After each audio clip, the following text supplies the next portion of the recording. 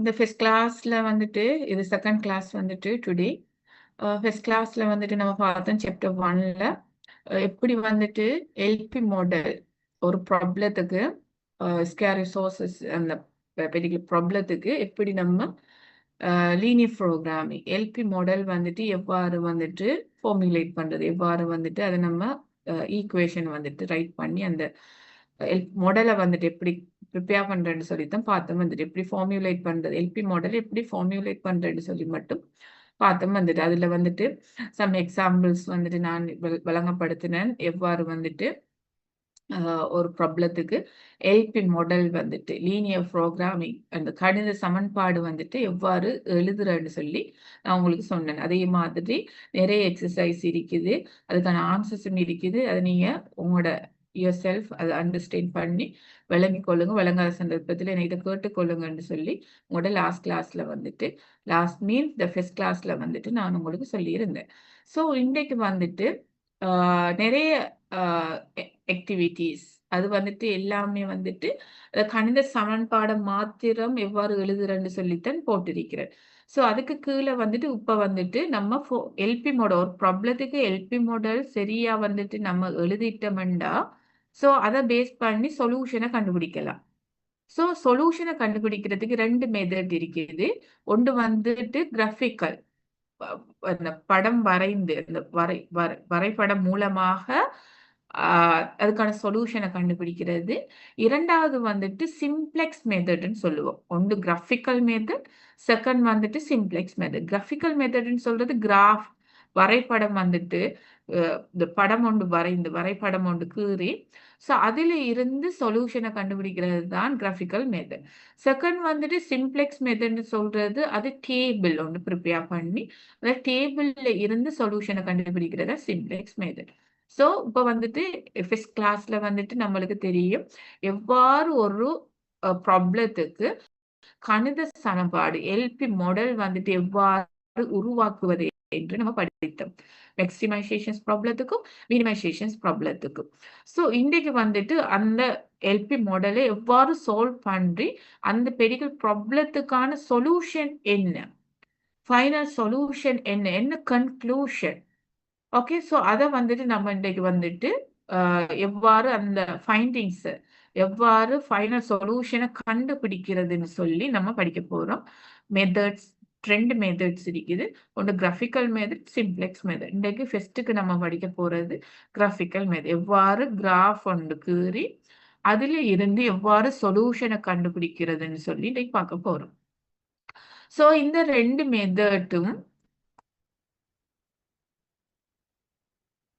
Okay, இந்த 2 மெத்தட்டும் ஒன்று வந்துட்டு பாருங்க வரைபட ரீதியான தீர்வு, இரண்டாவது எளிய அணுகுமுறை தீர்வு. இது வந்துட்டு எளிய அணுகுமுறைன்னு சொல்றது நம்ம டேபிள் ஒரு அட்டவணை ஒன்று தயாரித்து அதன் மூலமாக கண்டுபிடிக்கிறது. ஸோ உங்களுக்கு இப்ப தெரியணும் இந்த 2 மெத்தடுக்கும் இடையில உள்ள டிஃப்ரெண்ட். எந்த சிச்சுவேஷன்ல நம்ம கிராஃபிக்கல் மெத்தட் யூஸ் பண்ணலாம், எந்த சிச்சுவேஷன்ல நம்ம வந்துட்டு சிம்ப்ளெக்ஸ் மெத்தட் யூஸ் பண்ணலாம். ஒரே ஒரு டிஃப்ரெண்ட் தான் வந்துட்டு நம்ம மேலுக்கு பார்த்த எல்பி மாடல்ஸ்ல வந்துட்டு பாருங்க 2 வேரியபிள் இருக்கும், 2க்கு மேற்பட்ட வேரியபிள்ஸும் இருக்கும். ஸோ 2 வேரியபிள் இருக்குமெண்டா ஒரு எல்பி மாடல்ல ஒரு ப்ராப்ளத்துல 2 டிசிஷன் வேரியபிள் தான் 2 டிசிஷன் வேரியபிள் தான் இருக்குமெண்டா அங்க கிராஃபிக்கல் மெத்தட் யூஸ் பண்ணலாம். பாருங்க மேலுக்கு இருக்கிற ஒரு எக்ஸாம்பிள் நம்ம எடுத்தோம்டா ஸோ இந்த எக்ஸாம்பிள் எடுத்துக்கொண்டீங்கன்னா 2 டிசிஷன் வேரியபிள் தானே இருக்கு x and y. 2 decision variable இருக்கு எக்ஸ் அண்ட் ஒய். ஸோ இந்த 2 டிசிஷன் வேரியபிள் இருக்குமெண்டா நம்ம வந்துட்டு கிராஃபை வந்துட்டு யூஸ் பண்ணி சொல்யூஷனை கண்டுபிடிச்சு கொள்ள முடியும். ஏன்னா கிராஃப்ல வந்துட்டு 2 அச்சுக்கள் தானே இருக்குது, 2 எக்ஸிஸ் வந்துட்டு இருக்கு. ஒன்று எக்ஸ் தளம் ஒன்று இருக்குது, y என்ற தளம் ஒன்று இருக்குது. x என்ற தளத்துக்கு ஒரு வேரியபிளையும் y என்ற தளத்துக்கு ஒரு வேரியபிளையும் எடுக்கும் பொழுது அங்க வந்துட்டு கிராஃப் வரைந்து நம்ம சொல்யூஷனை கண்டுபிடிக்கலாம். இங்க வந்துட்டு 2 வேரியபிள் இருந்தா மாத்திரம்தான் கிராஃபை வந்துட்டு யூஸ் பண்ணலாம். ஏண்டா எக்ஸுக்கு வந்துட்டு ஒரு வேரியபிளை கொடுக்குறோம், y என்ற தளத்துக்கு வந்துட்டு இன்னொரு வேரியபிளை கொடுக்கறதால இரண்டு டிசிஷன் வேரியபிள் இருக்கும் சந்தர்ப்பத்தில் நம்ம வந்துட்டு கிராஃப் வந்துட்டு வரைபடத்தை வரைந்து சொல்யூஷனை கண்டுபிடித்து கொள்ள முடியும். 2 அல்ல 2க்கு மேல 2 அல்லது 2க்கு மேல டிசிஷன் வேரியபிள் இருக்கும் சந்தர்ப்பத்துல அங்க வந்துட்டு நம்ம அட்டவணையை தயாரித்து டேபிள் ஒன்றை ப்ரிப்பேர் பண்ணி அதுல இருந்து நம்ம சொல்யூஷனை கண்டுபிடிக்க கூடியதாக இருக்குமெண்டா அது வந்துட்டு சொல்றது என்னன்னா simplex method. Simplex method 2 decision variable இருக்கும் பொழுது கிராஃப் வந்துட்டு யூஸ் பண்ணலாம். 2 அல்லது 2க்கு மேல 2 அல்லது 2க்கு மேலன்னு சொல்லும் பொழுது 3, 4 இருக்கும். சோ அதுக்கு நான் வந்துட்டு நம்ம கிராஃப் யூஸ் பண்ணலாமா? ஏன்னா கிராஃப்ல வந்துட்டு 2 எக்ஸிஸ் தான் இருக்குன்னு சொல்லியிருக்கேன். ஒன்று எக்ஸ் எக்ஸிஸ், இங்க வந்துட்டு ஒரு வேரியபிள் எடுக்கலாம், இங்க ஒரு வேரியபிள் ஒன்று எடுக்கலாம். சோ இப்படி 2 வேரியபிள் இருக்கும் பொழுது மாத்திரம்தான் நம்ம கிராஃப் வந்துட்டு வரைந்து நம்ம இதுக்கான சொல்யூஷனை கண்டுபிடித்து கொள்ள முடியும். 2க்கு மேல ஃபார் அன் எக்ஸாம்பிள் இந்த எக்ஸாம்பிள் எடுத்துக்கொண்டீங்கன்னா இங்க பாருங்க 4 டிசிஷன் வேரியபிள் இருக்கு. 4 டிசிஷன் வேரியபிள் இருக்கு. 4 டிசிஷன் வேரியபிள் இருக்கும் பொழுது 2க்கு மேல தான் இருக்குது. 2 அல்லது 2க்கு மேல இருக்கும் பொழுது நம்ம வந்துட்டு டேபிளை வந்துட்டு யூஸ் பண்ணணும். அந்த டேபிளை சொல்றது சிம்ப்ளெக்ஸ் மெத்தட். சிம்ப்ளெக்ஸ் மெத்தட்னு சொல்லி இதுதான் இதுல உள்ள டிஃப்ரெண்ட். இப்ப கிராஃப்னா 2 வேரியபிள் இருக்கும் மாத்திரம் பொழுது யூஸ் பண்ணலாம். 2 அல்லது 2க்கு மேல இருக்குமானா அங்க வந்துட்டு நம்ம சிம்ப்ளெக்ஸ் மெத்தட் யூஸ் பண்ணி தான் சொல்யூஷனை கண்டுபிடித்து கொள்ள வேண்டும். ஓகே, சோ இன்றைக்கு நம்ம வந்துட்டு ஃபர்ஸ்ட்டுக்கு பார்க்க போறோம். ஃபர்ஸ்ட் மெத்தட் வந்துட்டு graphical method. How to use the graphical method for the solution. Okay, so வந்துட்டு இப்ப வந்துட்டு ஒரு ப்ராப்ளத்தை ஒரு எக்ஸாம்பிள் எடுத்து நான் விளங்கப்படுத்துறேன். அதே மாதிரி தான் எல்லா ஆக்டிவிட்டிஸுக்கும் வரும். ஆனா ஃபைனலா நம்ம செலக்ட் பண்ற சொல்யூஷன் வந்துட்டு அது மட்டும் அந்த ஒப்ஜெக்ட்டுக்கு ஏத்த மாதிரி மாறும். மேக்ஸிமைசேஷன் ப்ராப்ளத்துக்கு மினிமைசேஷன் ப்ராப்ளத்துக்கு அந்த ஒப்ஜெக்ட்டுக்கு ஏத்த மாதிரி ஃபைனல் ஆன்சர் மாத்திரம்தான், ஃபைனல் செலெக்ஷன் மாத்திரம்தான் டிஃப்ரெண்ட் ஆகும். மற்ற எல்லா ஸ்டெப்ஸும் வந்துட்டு சேமா தான் இருக்கும். ஸோ என்ன ஒரு ப்ராப்ளத்தை எடுத்துக்கொண்டாலும் நான் இப்போ வந்துட்டு வழங்கப்படுற அந்த ஸ்டெப்ஸ்லேயே நீங்க போயிட்டு உங்களோட ஆன்சர்ஸை கண்டுபிடிச்சு கொள்ள முடியும் இந்த கிராஃபிக்கல் மெத்தட்ல. ஸோ நான் வந்துட்டு ஒரு எக்ஸாம்பிள் மாத்திரம் தான் வழங்கப்படுத்த போறேன். மற்ற எக்ஸாம்பிள் எல்லாமே நீங்க வந்துட்டு யுவர் செல்ஃப் வந்துட்டு நீங்க அதுக்கான ஆன்சர்ஸை கண்டுபிடித்து கொள்ள வேண்டும். ஸோ இந்த கொஸ்டினை பாருங்க, ஒரு எக்ஸாம்பிள் 1 நம்ம ப்ரீவியஸ் மேலுக்கு பாத்தீங்கன்னா உதாரணம் 1ல உள்ள அந்த எல்பி மாடலை வந்துட்டு நம்ம எடுத்திருக்கிறோம். அந்த எல்பி மாடல் நம்ம எடுத்திருக்கிறோம். ஸோ இப்போ வந்துட்டு இதை சால்வ் பண்ணணும். ஆல்ரெடி நம்ம படிச்சது வந்துட்டு எப்படி வந்துட்டு இதை நம்ம ரைட் பண்றோம், எப்படி இதை வந்துட்டு ஃபார்முலேட் பண்றது மாத்திரம் தான் படித்தோம். இதை எப்படி வந்துட்டு இதை யூஸ் பண்ணி எப்படி வந்துட்டு சொல்யூஷனை கண்டுபிடிக்க போறோம்னு சொல்லி இன்றைக்கு படிக்க போறோம். அதுலேயும் முதலாவது மெத்தட்டை வந்துட்டு ஃபர்ஸ்ட்டுக்கு வழங்கப்படுத்த போறேன், கிராஃபிக்கல் மெத்தட். ஸோ இப்படி எல்பி மாடல் ஒரு ப்ராப்ளத்துக்கு எல்பி மாடலை நம்ம வந்துட்டு ஃபார்முலேட் பண்ணினதுக்கு பிறகு இப்போ வந்துட்டு கிராஃபிக்கல் மெத்தட்ல ஃபர்ஸ்ட்டுக்கு நம்ம செய்ய வேண்டியது என்னன்னா இங்க உள்ள கன்ஸ்ட்ரைன் எல்லாத்துக்கும் இங்க வந்துட்டு 2 கன்ஸ்ட்ரைன் தான் இந்த எக்ஸாம்பிள்ல இருக்கு. சில டைம்ல 3 இருக்கும், 4 இருக்கும், நிறைய கன்ஸ்ட்ரைன் வந்துட்டு இருக்கும். ஒவ்வொரு கன்ஸ்ட்ரைனுக்கும் நீங்க வந்துட்டு கோஆர்டினேஷனை கண்டுபிடிக்கணும். கோஆர்டினேஷன் சொல்றது இதுதான். நீங்க கோஆர்டினேஷன் இந்த கிராஃப் வரைகிறது கோஆர்டினேஷன் கண்டுபிடிக்கணும் தானே. நம்ம பேசிக்கா உங்களுக்கு தெரியும், ஓ லெவல்ல படிச்சிருப்பீங்க எப்படி வந்துட்டு இதை சால்வ் பண்றேன். பேசிக்கலி கோஆர்டினேஷன் எப்படி கண்டுபிடிச்சு கிராஃப் வந்துட்டு வரைகிறது அது பேசிக்கா ஓ லெவல் இதுல எல்லாம் இருக்குது வந்துட்டு உங்களுக்கு பேசிக்கா உங்களுக்கு தெரியும் வந்துட்டு. ஸோ வந்துட்டு இப்ப பாத்தீங்கன்னா ஒவ்வொரு கன்ஸ்ட்ரெயின் எத்தனை கன்ஸ்ட்ரெயின் இருக்குதோ அவ்வளவு கன்ஸ்ட்ரெயினுக்கு நீங்க வந்துட்டு கோஆர்டினேஷன் கிராஃப் வரைகிறது 2 புள்ளி, அது மினிமம் 2 புள்ளியாவது தெரியணும் தானே. ஒரு கிராஃப் வரைகிறண்டா 2 புள்ளியாவது மினிமம் தெரிஞ்சிருந்தா தான் நம்ம அந்த அந்த ஏரியாவை வரையலாம் வந்துட்டு, அந்த லைனை வந்துட்டு வரையலாம்.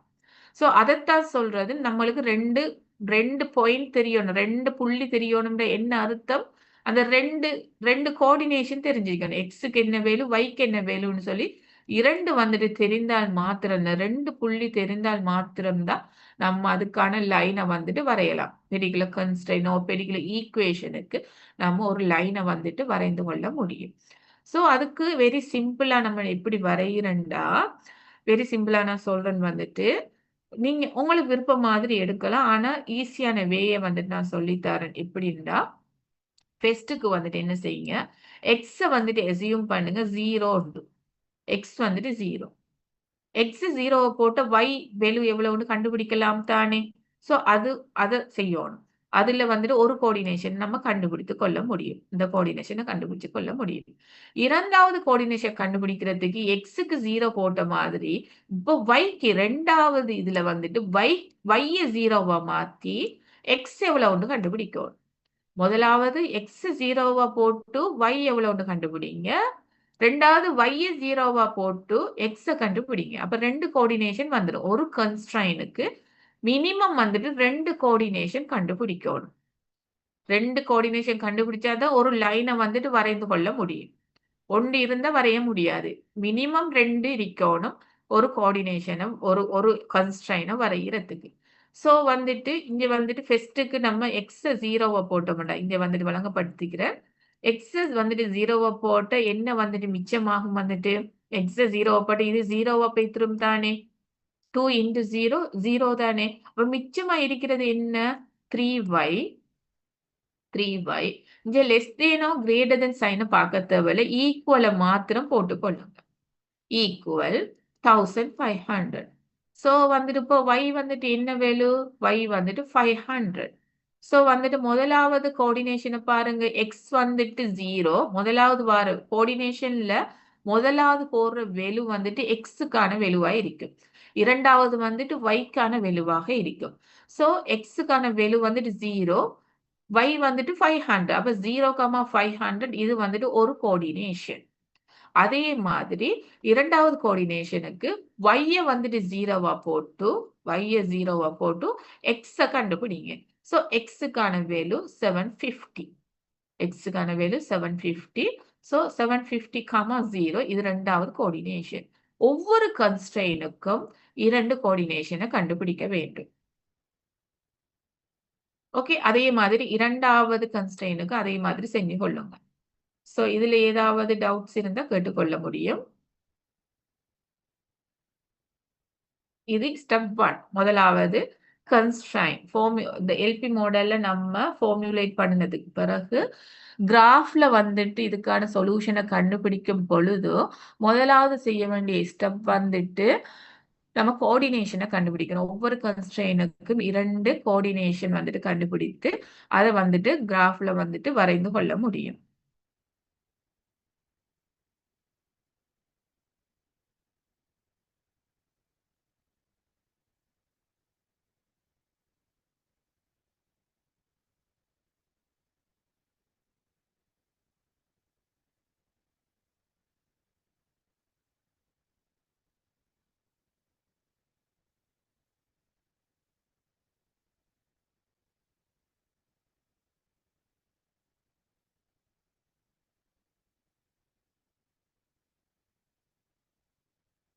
ஓகே. ஸோ நான் செய்ற டைம்லயே நீங்களும் ஒரு எக்ஸர்சைஸ் புக்ஸோ, ஒரு பேப்பர்ஸ் எடுத்து ரஃப் பேப்பர் எடுத்து அ செய்து பாருங்க. அப்பதான் உங்களுக்கு ஈஸியா இருக்கும் விளங்கிக் கொள்றதுக்கு.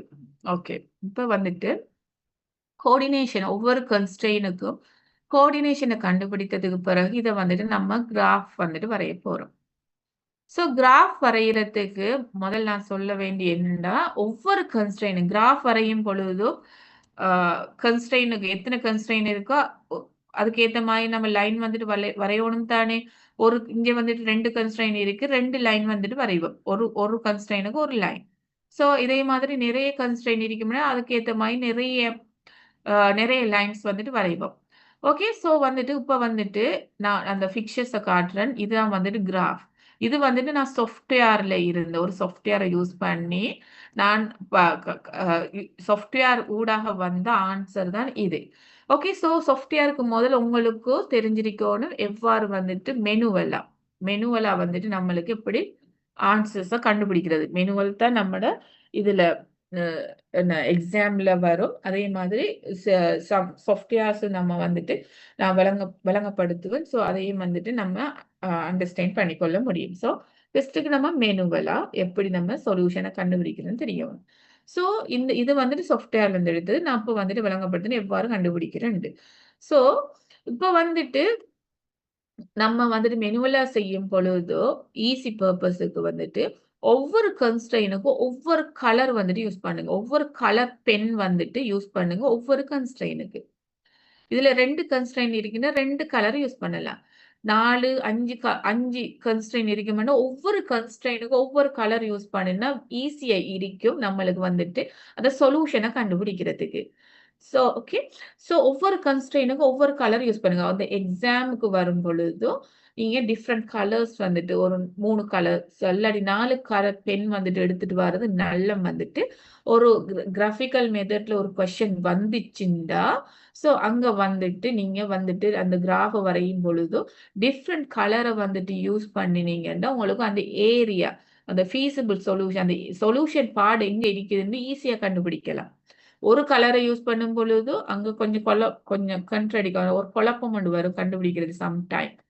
ஒரு ஒரு கான்ஃப்ளிக்ட் ஒரு கண்ட்ரடிக்டான ஒரு கொஸ்டினா இருக்குமெண்டா அங்க வந்துட்டு இந்த சொல்யூஷனை கண்டுபிடிக்க சம்டைம் டிஃப்ரெண்டா இருக்கு. ஒரு கலர் மட்டும் நீங்க யூஸ் பண்ணுவீங்க. ஒரு கலர் யூஸ் பண்ணலாம். ஆனா அங்க வந்துட்டு அவாய்ட் பண்றது நல்ல வந்துட்டு குயிக்கா நீங்க ஆன்சர்ஸ் சரியா கண்டுபிடிக்கிறதுக்கு டிஃப்ரெண்ட் கலர் வந்துட்டு ஒவ்வொரு கன்ஸ்ட்ரெயினுக்கும் ஒவ்வொரு கலர் யூஸ் பண்ணுனீங்கன்னா ஈஸியா வந்துட்டு நீங்க ஐடென்டிஃபை பண்ணிக்கொள்ள முடியும் அந்த சொல்யூஷனை வந்துட்டு. ஓகே. வந்துட்டு இப்ப வந்துட்டு கோஆர்டினேஷனை கண்டுபிடிச்சதுக்கு பிறகு இப்ப வந்துட்டு கிராஃப வந்துட்டு வரைய போறோம். இப்ப வந்துட்டு முதலாவதுக்கு நான் வந்துட்டு யூஸ் பண்ண போறது ப்ளூ கலர் ஒண்ணு யூஸ் பண்றேன். ஓகே. இந்த கோஆர்டினேஷன் இப்ப நம்ம யூஸ் பண்ண போறோம். 0, 500.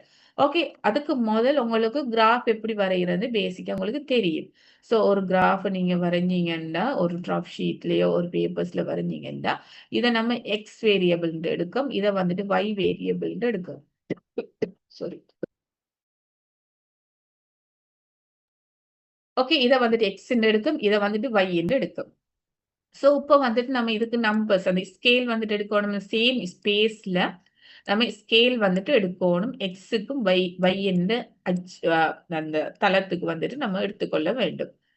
இந்த எடுக்கிற அந்த கோஆர்டினேஷனுக்கு ஏத்த மாதிரி நம்ம இதுக்கான நம்பர்ஸ வந்துட்டு குடுக்கணும். அந்த ஸ்பேஸ் வந்துட்டு சேமா இருக்கணும். அது பேசிக்கா உங்களுக்கு நல்லா தெரியும். இந்த இந்த பேஸ்ட் ஆன் திஸ் இந்த நம்பர்ஸ்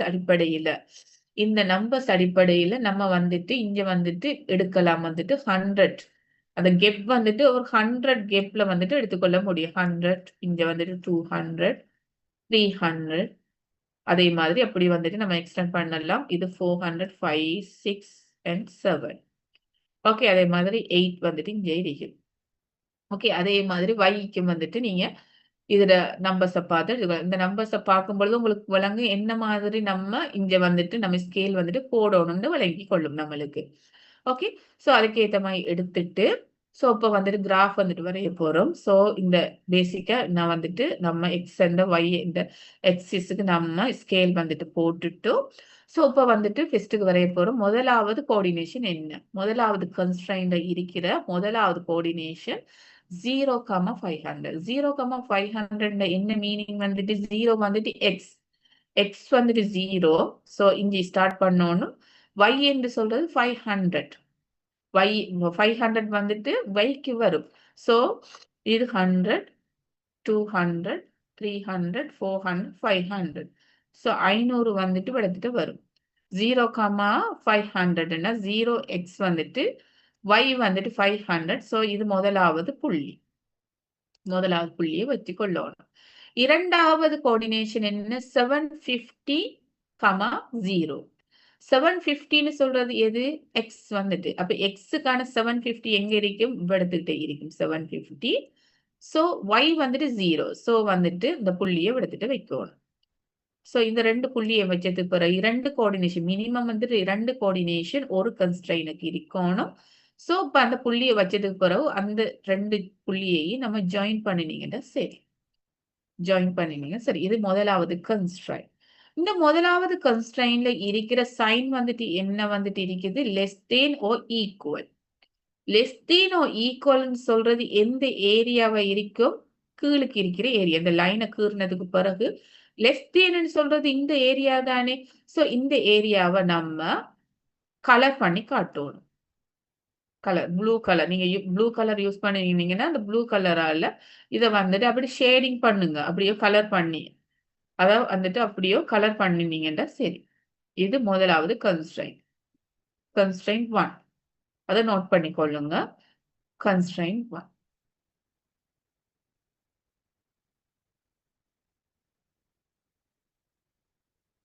சோ அதுக்கு ஏத்த மாதிரி நான் இந்த கிராஃப்ல வந்துட்டு விளங்கப்படுத்துறேன். 0,500 இருக்குது. 750 இருக்குது. அப்ப நம்ம கலர் பண்ணி கொள்ளணும். இந்த இந்த லைன் தானே வரும். இந்த லைன் வரும். இந்த லைன் ஃபுல்லாவே நீங்க கலர் பண்ணணும். ஆனா சாஃப்ட்வேர்ல வந்துட்டு ஃபைனல் ஆன்ஸர மட்டும் தான் தந்திருக்கு நம்மளுக்கு. ஆனா வந்துட்டு மேனுவலா செய்யும் பொழுது ஃபுல்லா கலர் பண்ணி காட்டுங்க. மேனுவலா செய்யும் பொழுது ஃபுல்லா நீங்க இத ஷேடிங் பண்ணி காட்டணும். அந்த குறிப்பிட்ட அந்த கலரால ஷேடிங் பண்ணி காட்டுங்க.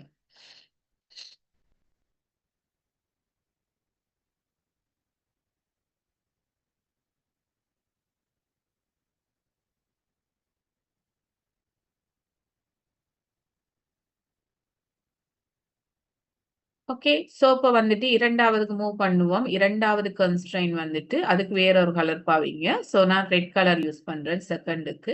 அதே மாதிரி எத்தன கன்ஸ்ட்ரெயின் வருதோ ஒவ்வொரு கன்ஸ்ட்ரெயினுக்கும் ஒவ்வொரு கலர் எடுங்க. அப்பதான் வந்துட்டு நம்ம அந்த ஏரியாவ வந்துட்டு கண்டுபிடிக்கிறது ஈஸியா இருக்கு. எல்லா கலரும் வந்துட்டு சேர்ற இடம் தான் நம்ம கண்டுபிடிக்கிற அந்த சொல்யூஷன் ஏரியா. சோ அதனால டிஃபரண்ட் கலர் யூஸ் பண்ணாதான் ஈஸியா கண்டுபிடிக்கலாம். எல்லா கலரும் வந்து சேரணும் ஒரு இடத்துல. அப்படியான இடம் தான் ஃபீசிபிள் ரீஜியன்னு சொல்லுவோம். ஃபீசிபிள் சொல்யூஷன்னு சொல்லுவோம். அங்க தான் வந்துட்டு சொல்யூஷன் இருக்குது. சோ வந்துட்டு ஒரு கலர யூஸ் பண்ணுனா, நம்மளுக்கு சம்டைம் கண்டுபிடிக்கிறது கஷ்டமா இருக்கும் வந்துட்டு. எந்த ஏரியா எல்லா எல்லா இடம் எல்லா கன்ஸ்ட்ரெயினும் வந்து சந்திக்கிற இடம் எந்த இடம்ன்ட்டு கண்டுபிடிக்கிறது கஷ்டமா இருக்கும். சோ அதனால டிஃபரண்ட் கலர யூஸ் பண்ணுனா, உங்களுக்கு எல்லா கலரும் வந்து சந்திக்கிற இடத்த நீங்க ஈஸியா கண்டுபிடிக்கிறதுக்காக தான் நான் சொல்றேன் டிஃபரண்ட் கலர யூஸ் பண்ணுங்கன்னு. ஓகே. 2வது கன்ஸ்ட்ரெயின பார்த்தீங்கன்னா, இதோட கோஆர்டினேஷன பாருங்க. 0,750 எக்ஸ் வந்துட்டு 0, எக்ஸ் வந்துட்டு 0, ஒய் வந்துட்டு 750. ஓகே. அதே மாரி அடுத்த கோஆர்டினேஷன் 500, 0. ஸோ இந்த கோஆர்டினேஷன் இங்க இருக்குது. ஸோ 2யும் ஜாயின் பண்ணுனோம்னா, இங்க வந்துட்டு 2ண்ட் கன்ஸ்ட்ரெயின். இது 1வது கன்ஸ்ட்ரெயின். இது 2வது கன்ஸ்ட்ரெயின் வரும். 2வது கன்ஸ்ட்ரெயினும் யூஸ் பண்றது லெஸ் தென் சைன் தானே. லெஸ் தென் சைன்னு சொல்லும் பொழுது கீழுக்கு வரும். கிரேட்டர் தென்னு சொன்னா மேலுக்கு வரும். இப்ப லெஸ் தென் வந்துட்டு நம்ம அந்த அந்த லைனுக்கு கீழ ஃபுல்லா ஸ்டேட் பண்ணி காட்டணும். பெர்டிகுலர் லைன ஜாயின் பண்ணுனது பெர்டிகுலர் லைன வந்துட்டு கீறுனதுக்கு பிறகு, அந்த ஃபுல் ஏரியாவ நீங்க கலர் பண்ணி காட்டுங்க. இப்படி இதே மாதிரி ஷேட் பண்ணி இப்படி கோடு கோடு போட்டு அத கலர் பண்ணி காட்டுங்க. அந்த குறிப்பிட்ட லைனுக்கு கீழ அப்படியே வரும். லெஸ் தென் கிரேட்டர் தென்னு சொன்னா என்ன செய்யும்? மேலுக்கு. கிரேட்டர் தென் சொல்றது மேலுக்கு வரும். லெஸ் தென்னு சொல்றது கீழுக்கு வரும்.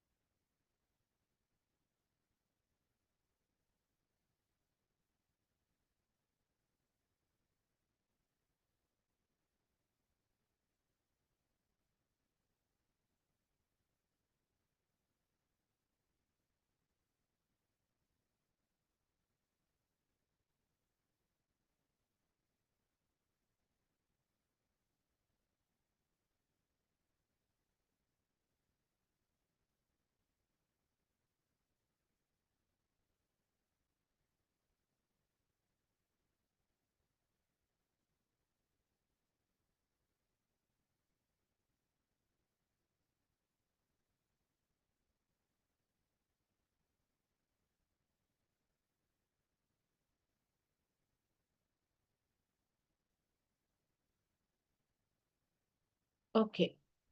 ஸோ வந்துட்டு, இப்ப வந்துட்டு நம்ம கிராஃப வந்துட்டு வரைந்ததுக்கு பிறகு, ஸோ இங்க வந்துட்டு பாருங்க.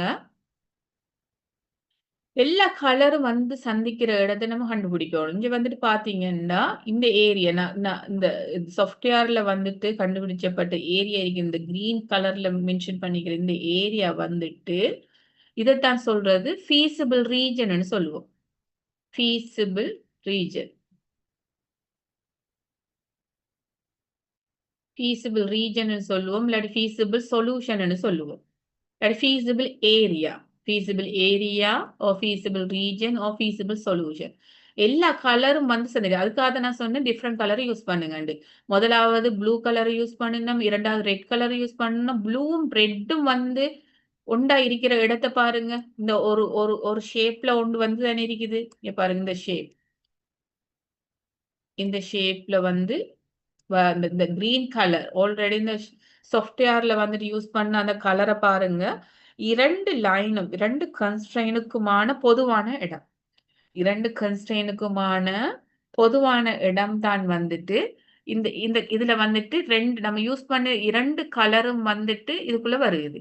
அதே மாதிரி எத்தனை கன்ஸ்ட்ரெயின் வருதோ அத்தனை கன்ஸ்ட்ரெயினுக்கு நம்ம யூஸ் பண்ற அந்த அத்தனை கலரும் வந்துட்டு ஒரு இடத்துக்குள்ள வருமண்டா அதுதான் சொல்றது காமனான ஏரியா, பொதுவான இடம். பொதுவான இடம்டா என்ன மீனிங் வந்துட்டு அதைத்தான் சொல்றது feasible region or feasible solution சொல்லுவோம். Common area. ஓகே, இந்த காமன் ஏரியான்னு சொல்றது என்னன்னா எல்லா கன்ஸ்ட்ரெயினும் சாட்டிஸ் ஆகுறது, திருப்தி அடைகிறது. எல்லா எல்லா கன்ஸ்ட்ரெயினும் சாட்டிஸ் ஆகுற இடம், அல்லது வந்துட்டு எல்லா கலர்ஸும் வந்துட்டு ஜாயிண்ட் ஆகுற இடம், எல்லா கலரும் வந்துட்டு வரக்கூடிய அந்த இடத்தை தான் சொல்றது கொமனான இடம். அந்த கொமன் இடத்தை சொல்றது எப்படி இந்த மீனிங் வந்துட்டு feasible region. feasible region or feasible solution or feasible outcome. That's a feasible area ன்னு சொல்லுவோம் வந்துட்டு. சோ வந்துட்டு இங்க பாருங்க, இந்த இதுல ரெண்டு கன்ஸ்ட்ரெயின்லையும் வந்துட்டு இந்த ஏரியாவை பாருங்க, இது ரெட் கலர் மாத்திரம் தான் வருது.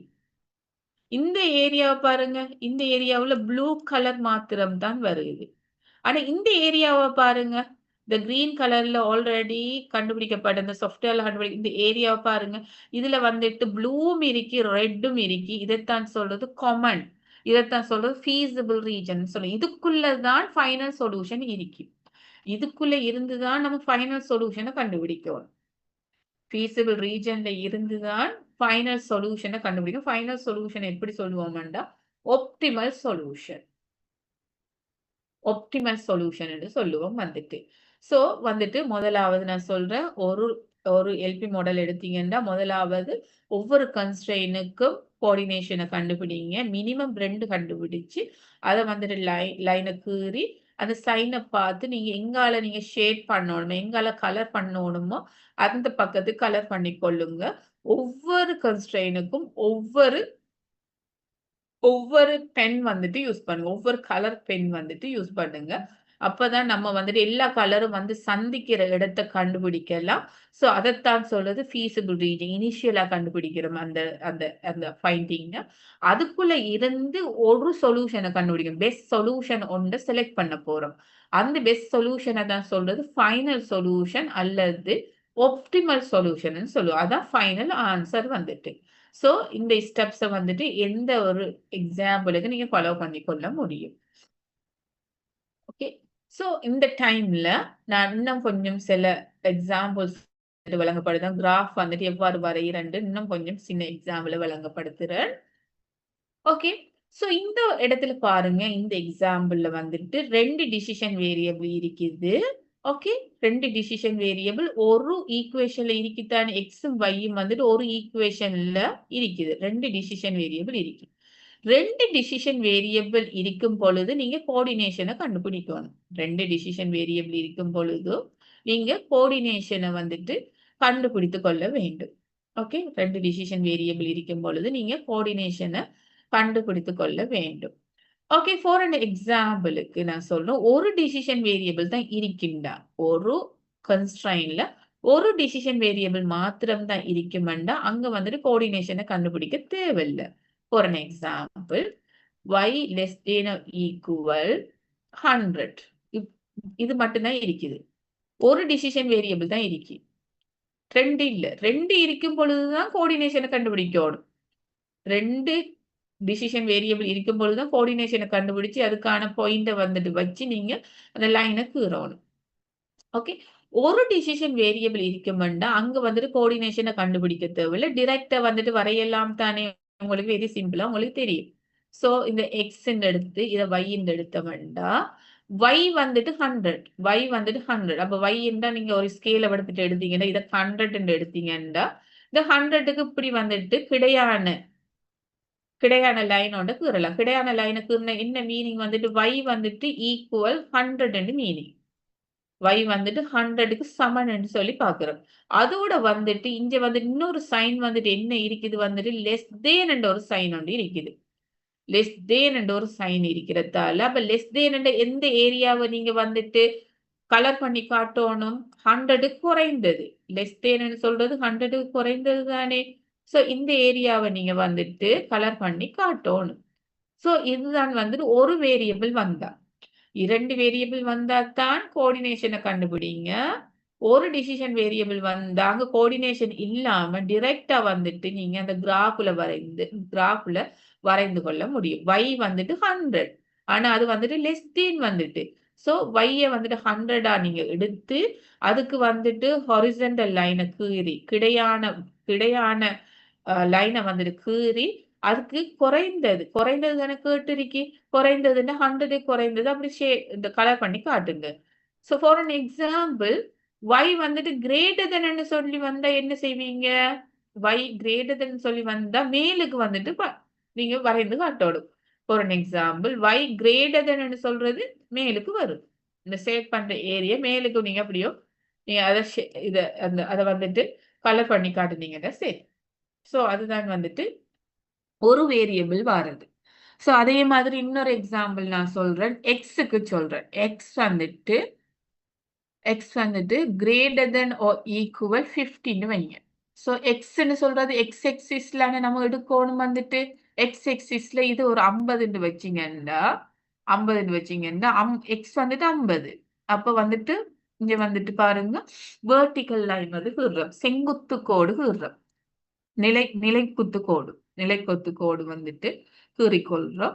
சோ அதே மாதிரி இது வந்துட்டு கிரேட்டர் தென்னு சொல்லி இருந்த எந்த பக்கம் வந்துட்டு நம்ம கலர் பண்ணோம்னு கிரேட்டர் தென் சொல்றது வலது பக்கம்.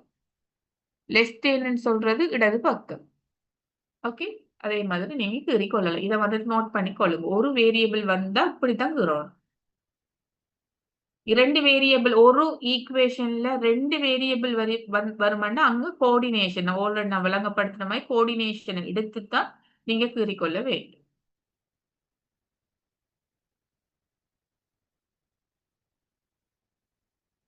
சோ இத நோட் பண்ணுங்க. 1 மினிட் டைம் எடுங்க. நான் கன்டின்யூ பண்ணிக்கொள்றேன்.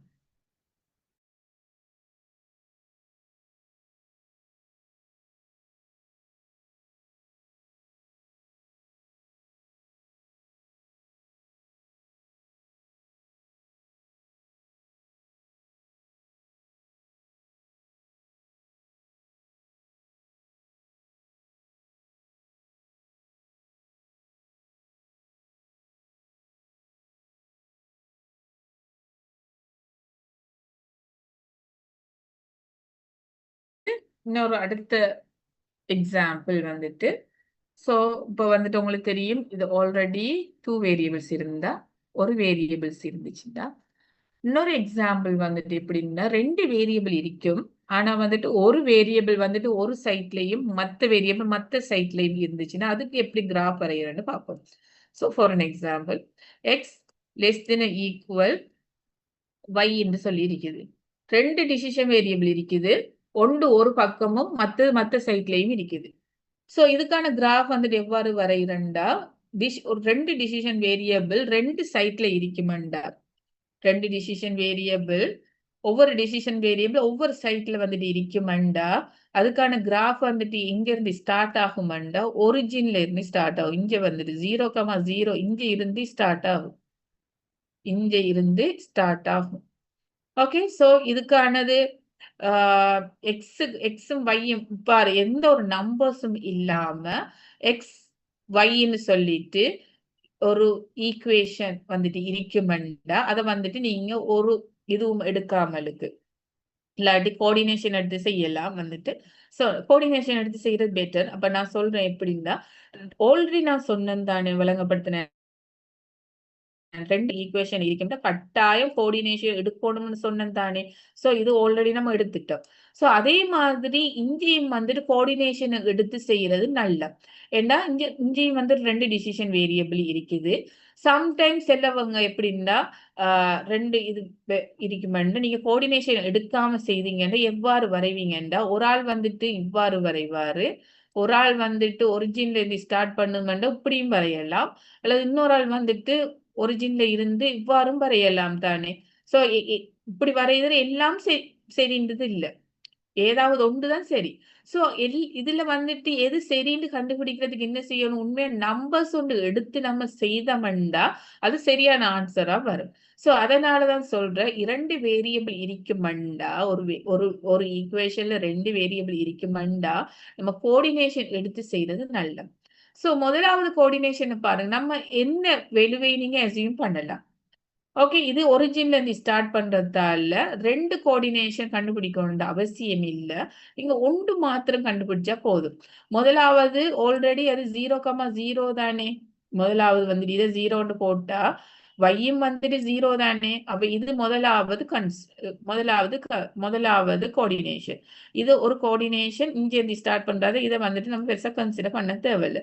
இன்னொரு கோஆர்டினேஷன் எவ்வாறு கண்டுபிடிக்கணும்ன்றா, உங்களுக்கு விருப்பமான ஒரு நம்பர போடுங்க. சோ எக்ஸ் வந்துட்டு நீங்க 100ன்னு எடுத்தீங்கன்னா, y-யும் வந்துட்டு 100 தானே. ஏதாவது வேற நம்பர்ஸ் இருக்குதா? இல்ல. எக்ஸ் வந்துட்டு 100ண்டா y-யும் வந்துட்டு 100 தான். சோ 100, 100ன்னு வரப்போகுது. 100, 100. சோ இங்க எக்ஸ்ல நீங்க 100ன்னு எடுங்க. y-லயும் 100 ஒன்று எடுங்க. 100 சரியா எடுங்க. ஸ்கேல ஒழுங்கா போட்டு எடுங்க. சோ இத வந்துட்டு பார்த்தீங்கன்னா, இங்க வந்துட்டு அடுத்த பாயிண்ட் வந்துட்டு வரும். அப்ப ஒரிஜின்ல இருந்து இது 2யும் நீங்க ஜாயிண்ட் ஆக்குனீங்கன்னா, இந்த லைன் சரியா இருக்கும். அப்ப எல்லா கிராஃபும் வந்துட்டு சரியில்ல. ஏதாவது ஒரு கிராஃப் தான் சரியா வரும். சோ அதனால நீங்க கோஆர்டினேஷன் எடுத்து செய்றது நல்லம் வந்துட்டு, ஆ இந்த ஒரிஜின்ல இருந்து ஸ்டார்ட் பண்ற ஈக்குவேஷனுக்கும் கூட. சோ அதனால நான் ஃபைனலா சொல்றேன் என்னன்னா, 2 டிசிஷன் வேரியபிள் ஒரு ஈக்குவேஷன்ல வருமெண்டா, அங்க கோஆர்டினேஷன கட்டாயம் எடுத்து நீங்க செய்து கொள்ளுங்க.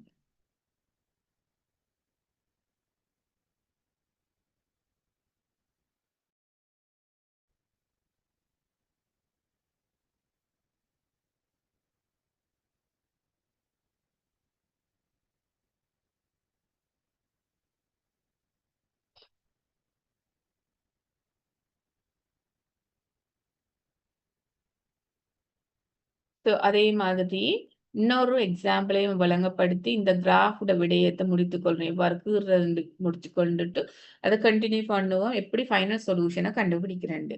சோ இதுக்கு மேலதிகமா இன்னொரு எக்ஸசைஸ், இன்னொரு ஈக்குவேஷனை வந்துட்டு சொல்றேன். எக்ஸ் லெஸ் தென் ஈக்குவலோ என்ன சம்திங்.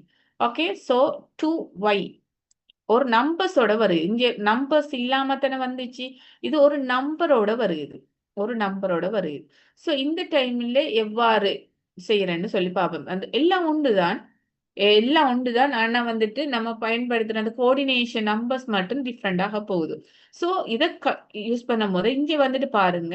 இது லெஸ் தென் சைன் இருக்கிறதால இங்கால நம்ம வந்துட்டு இந்த கலர் பண்ணணும். அத நான் சொல்ல மறந்துட்டேன் உங்களுக்கு.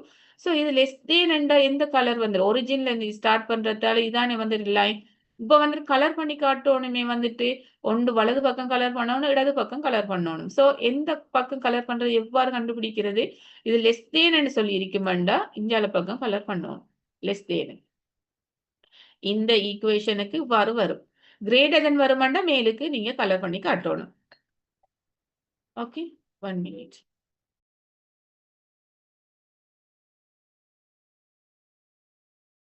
Less than mean here below. It mean the right side you had to shade it. Okay, right. வலது பக்கம் வந்துட்டு ஷேட் பண்ணணும். ஓகே. இல்ல கிரேட்டர் தென் சொல்லும் வரும் பொழுது நீங்க மேலுக்கு ஷேட் பண்ணி காட்டணும். ஓகே. சோ அடுத்தது நம்பர்ஸோட அதே சேம் இது வந்துட்டு டிசிஷன் வேரியபிள் 2 சைட்ல இருக்கு. ஆனா நம்பர் ஒன்று இன்க்ளூட் ஆகுனா அதுவும் அதே மாதிரி தான் நீங்க கோஆர்டினேஷனை கண்டுபிடிச்சு வரைந்து கொள்ள முடியும். அதுவும் ஒரிஜின்ல இருந்தா ஸ்டார்ட் ஆகும். 2 பக்கமும் இருக்குமெண்டு அங்க கம்பல்சரியா அது வந்து ஒரிஜின்ல இருந்து தான் ஸ்டார்ட் ஆகும். 0,0ல இருந்து தான் ஸ்டார்ட் ஆகும். ஸோ வந்துட்டு இதை வந்துட்டு நம்ம எக்ஸை வந்துட்டு 0 போட்டோம்னா வையும் வந்துட்டு 0 தானே. ஸோ இது ஒரு கோஆர்டினேஷன். அதை நம்ம ஒரிஜின்ல இருந்து ஸ்டார்ட் பண்ணிக்கொள்ள முடியும். அடுத்த கோஆர்டினேஷனை கண்டுபிடிக்கும் பொழுது ஒரு நம்பர்ஸை நான் போடுங்கன்னு சொன்னேன். ஏதாவது ஒரு நம்பரை போடுங்க. அப்ப எக்ஸை வந்துட்டு 100 எடுத்தீங்க. ஆல்ரெடி எக்ஸ் ஒய் சேம் ஆயிருக்கிறதுல இங்க 100 போட இங்க இதுவும் 100. ஆனா இங்க வந்துட்டு இப்ப வந்துட்டு எக்ஸ் வந்துட்டு 100 போட்டா எக்ஸ் வந்துட்டு 100. 1 minute. நீங்க இங்க வந்துட்டு எக்ஸுக்கு வந்துட்டு 100 போட்டீங்கன்னா எக்ஸ் வந்துட்டு 100. ஸோ வந்துட்டு இது ஈக்குவல் இங்க 2y தானே இருக்குது. அப்ப 2y சொல்லி போட்டு y வந்துட்டு என்ன வேல்யூவா வரும்? 50 வரும். y வந்துட்டு 50 இருக்கும். ஸோ எக்ஸ் வந்துட்டு 100. ஆனா இது வந்துட்டு 50 இருக்கும். இப்ப வந்துட்டு நீங்க கிராஃபை வந்துட்டு வரைந்து எக்ஸுக்கு வந்துட்டு 100 எடுப்பீங்க, yக்கு வந்துட்டு 50 எடுப்பீங்க. ஸோ அந்த லைனை வந்துட்டு எடுத்துட்டு நீங்க அந்த பாயிண்ட் வந்துட்டு போட்டீங்கன்னா ஸோ இந்த லைனை கீறிக்கொள்ள முடியும். லெஸ் தேன் சொல்லும் பொழுது ரைட் சைட் நீங்க வரைந்து கொள்ள முடியும். இவ்வளவும் தான் இந்த கிராஃப்ல வார விடயங்கள். கிராஃப் வரையும் பொழுது வார டவுட்ஸ் எல்லாமே நான் இதுல கிளியர் பண்ணியிருக்கிறேன்.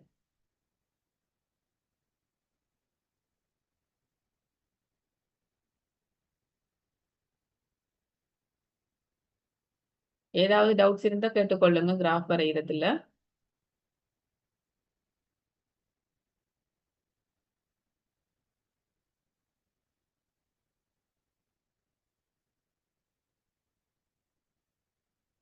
மிஸ் அந்த எக்ஸுக்கும் ஒரு நம்பர் போட்டு வைக்கும் நம்பர் போட்டு அப்படி வருமா? எஸ், அப்படி வந்தாலும் பிரச்சனை இல்லைங்க, செய்யலாம் தானே.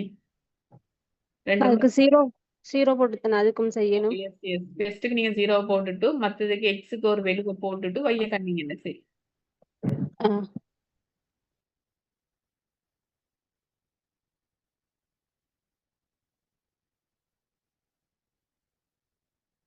ஓகே, அடுத்தது வந்துட்டு இன்னொரு விடயம் மட்டும் உங்களுக்கு சொல்லணும். இந்த விடயத்துல ஈக்குவேஷன் எல்லாத்துலயும் நான் எப்படி போட்டிக்கேன்டா ஒன்று லெஸ் தேனோ ஈக்குவல் அல்லது கிரேட்டர் தேனோ ஈக்குவல் இப்படித்தான் போட்டு செஞ்சு காட்டிருக்கேன். இந்த எக்ஸாம்பிள் எல்லாத்துலயும் அப்படித்தான் போட்டு காட்டிருக்கிறேன்.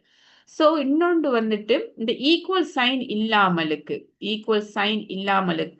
லெஸ் தேன் அல்லது கிரேட்டர் தென் மாத்திரம் வருமண்டா அங்க வந்துட்டு நம்ம வரைகிற லைன் இருக்கிறது எல்லாமே ஓகே. ஓகே, நம்ம வரைகிறது ஆல்ரெடி நான் இங்க பாருங்க எல்லாமே ஈக்குவலோட போட்டிக்கிறதாட எல்லா லைனையும் பாருங்க ஸ்ட்ரைட் லைன் ஒன்று வரும். இங்க பாருங்க ஒரு ஸ்ட்ரைட் லைன் இங்க வந்துட்டு லைன் ஒன்று கீறுறோம். ஆனா வந்துட்டு ஈக்குவல் சைன் இல்லாம வந்துச்சுன்னா அந்த லைன் வந்துட்டு எவ்வாறு வருமென்று டொட் போட்டு வரும். டொட் லைன் வந்துட்டு வரையும். அது ஒரு ஸ்ட்ரைட் லைன் இல்லாம ஒரு லைன் கீறாமலுக்கு டொட் வந்துட்டு போட்டு டொட் லைன் வந்துட்டு போட்டு நம்ம அந்த கிராஃபை வரைந்து கொள்ள வேண்டும். ஸோ அதான் அதோட மீனிங். இந்த ஈக்குவல் வந்தா மாத்திரம்தான் ஸ்ட்ரைட் லைன் வரும். ஓகே, ஒரு நேர்கோடு அது வந்துட்டு வரும். ஸோ இந்த ஈக்குவேஷன் ஈக்குவல் வராட்டி அதை டொட் போட்டு அந்த லைனை நீங்க செஞ்சு அதை சேவ் பண்ணி காட்டினீங்கன்னா சரி.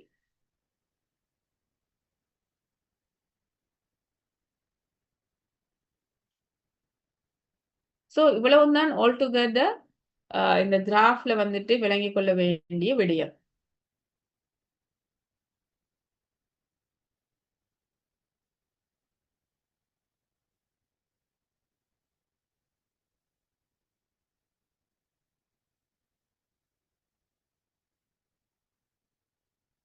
ஓகே, ஸோ இப்போ வந்துட்டு நம்மள இந்த எக்ஸாம்பிளுக்கு வந்துட்டு போவோம்.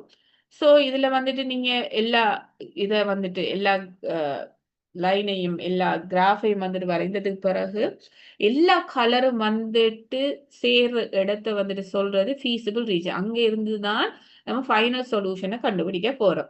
ஸோ அந்த ஃபைனல் சொல்யூஷனை கண்டுபிடிக்கிறதுக்கு அனதர் ஸ்டெப்ஸ் வந்துட்டு என்னண்டா இந்த எல்லா கலரும் வார ஏரியாவை நம்ம கண்டுபிடிச்சிட்டோம் தானே. எல்லா கலர்ஸும் வந்துட்டு சட்டிஸ் ஆகுது. எல்லா கலரும் வந்துட்டு சேர்ற இடம் என்னண்டா எல்லா கன்ஸ்ட்ரைனும் வந்துட்டு சட்டிஸ் ஆகுற இடம். All constraints are satisfied. எல்லா கன்ஸ்ட்ரெயினும் சாட்டிஸ் ஆகுது. அந்த இடத்துக்குள்ள இருந்துதான் ஒரு பெஸ்ட் சொல்யூஷனை நம்ம வந்துட்டு செலக்ட் பண்ண போறோம். அதுதான் வந்துட்டு ஃபைனல் அல்லது ஒப்டிமல் சொல்யூஷன் சொல்லுவோம்.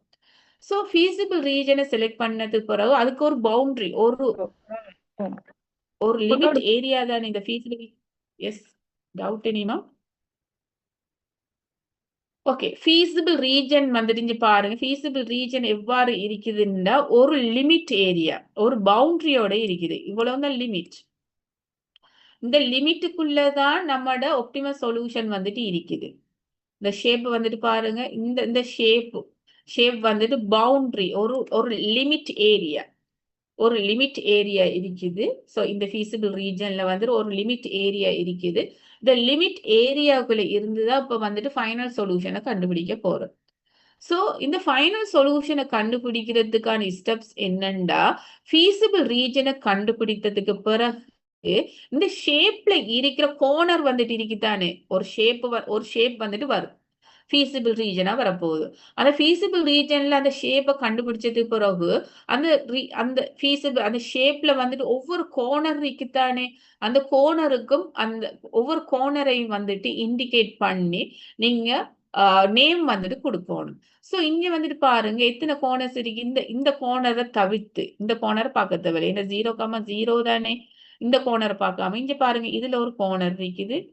இங்க பாருங்க இதுல வந்துட்டு ஒன்று ஒன்று சின்ன அந்த உடையும் வந்துட்டு அந்த பிரேக் ஆகித்தானே வருது. ஸோ இங்க வந்துட்டு ஒரு கோர்னர் வருது, இங்க ஒரு கோர்னர் வருது. ஸோ எத்தனை கோர்னர் வருது? 3 கோர்னர் வருது. இதை வந்துட்டு ஒரிஜினை வந்துட்டு எக்ஸ்க்ளூட் பண்ணி அதை தவிர்த்து மற்றதாக வந்துட்டு எத்தனை கோர்னர்ஸ் வந்துட்டு இருக்குது? 3 கோர்னர் இருக்குது. அதே மாதிரி ஒவ்வொரு ஷேப்புக்கும் வந்துட்டு டிஃப்ரெண்ட் கோர்னர்ஸ் வந்துட்டு வரும். இந்த feasible ரீஜனை கண்டுபிடித்ததுக்கு பிறகு ஒவ்வொரு கோர்னருக்கும் ஒவ்வொரு நேம் கொடுங்க. ஸோ நான் வந்துட்டு இங்க ஏ, இதை பின்னு எடுக்கிறேன், இதை சின்னு எடுக்கிறேன். ஃபார் எக்ஸாம்பிளுக்கு உங்களோட feasible ரீஜன் வந்துட்டு இப்படி வந்துட்டு ஸ்கொயர் ஷேப்ல வந்துட்டு சதுர வடிவத்துல வருது. இது வந்துட்டு இதான் வந்துட்டு எல்லா கலரும் வந்துட்டு சந்திக்கிற இடம். அதே மாதிரி இது வந்துட்டு ஒரு ஷேப்பா வந்துட்டு வருது. எப்படி இந்த சதுர வடிவுல வருது. ஸோ இதுக்கான கோர்னர் எப்படி கொடுப்பீங்க? இதை வந்துட்டு ஏன்னு கொடுப்பீங்க, இதை பின்னு கொடுப்பீங்க, சின்னு கொடுப்பீங்க, இதை டின்னு கொடுப்பீங்க. இந்த ஷேப்புக்கு ஏத்த மாதிரி நீங்க கோர்னர்ஸை மாத்திரம் பார்த்து கோர்னருக்கு ஒவ்வொரு நேம் கொடுங்க. அந்த கோர்னர்ல இருந்துதான் நம்ம ஒப்டிமல் சொல்யூஷனை எடுக்க போறோம். லிமிட் இதான பவுண்டரி ஒன்று இருக்குதானே. இந்த பவுண்டரி எங்க வருதோ அதுதான் வந்துட்டு நம்ம சொல்யூஷன் கண்டுபிடிக்க போற ஏரியா. ஸோ வந்துட்டு அந்த கோர்னர்ல இருந்துதான் நம்ம செலக்ட் பண்ண போறோம்.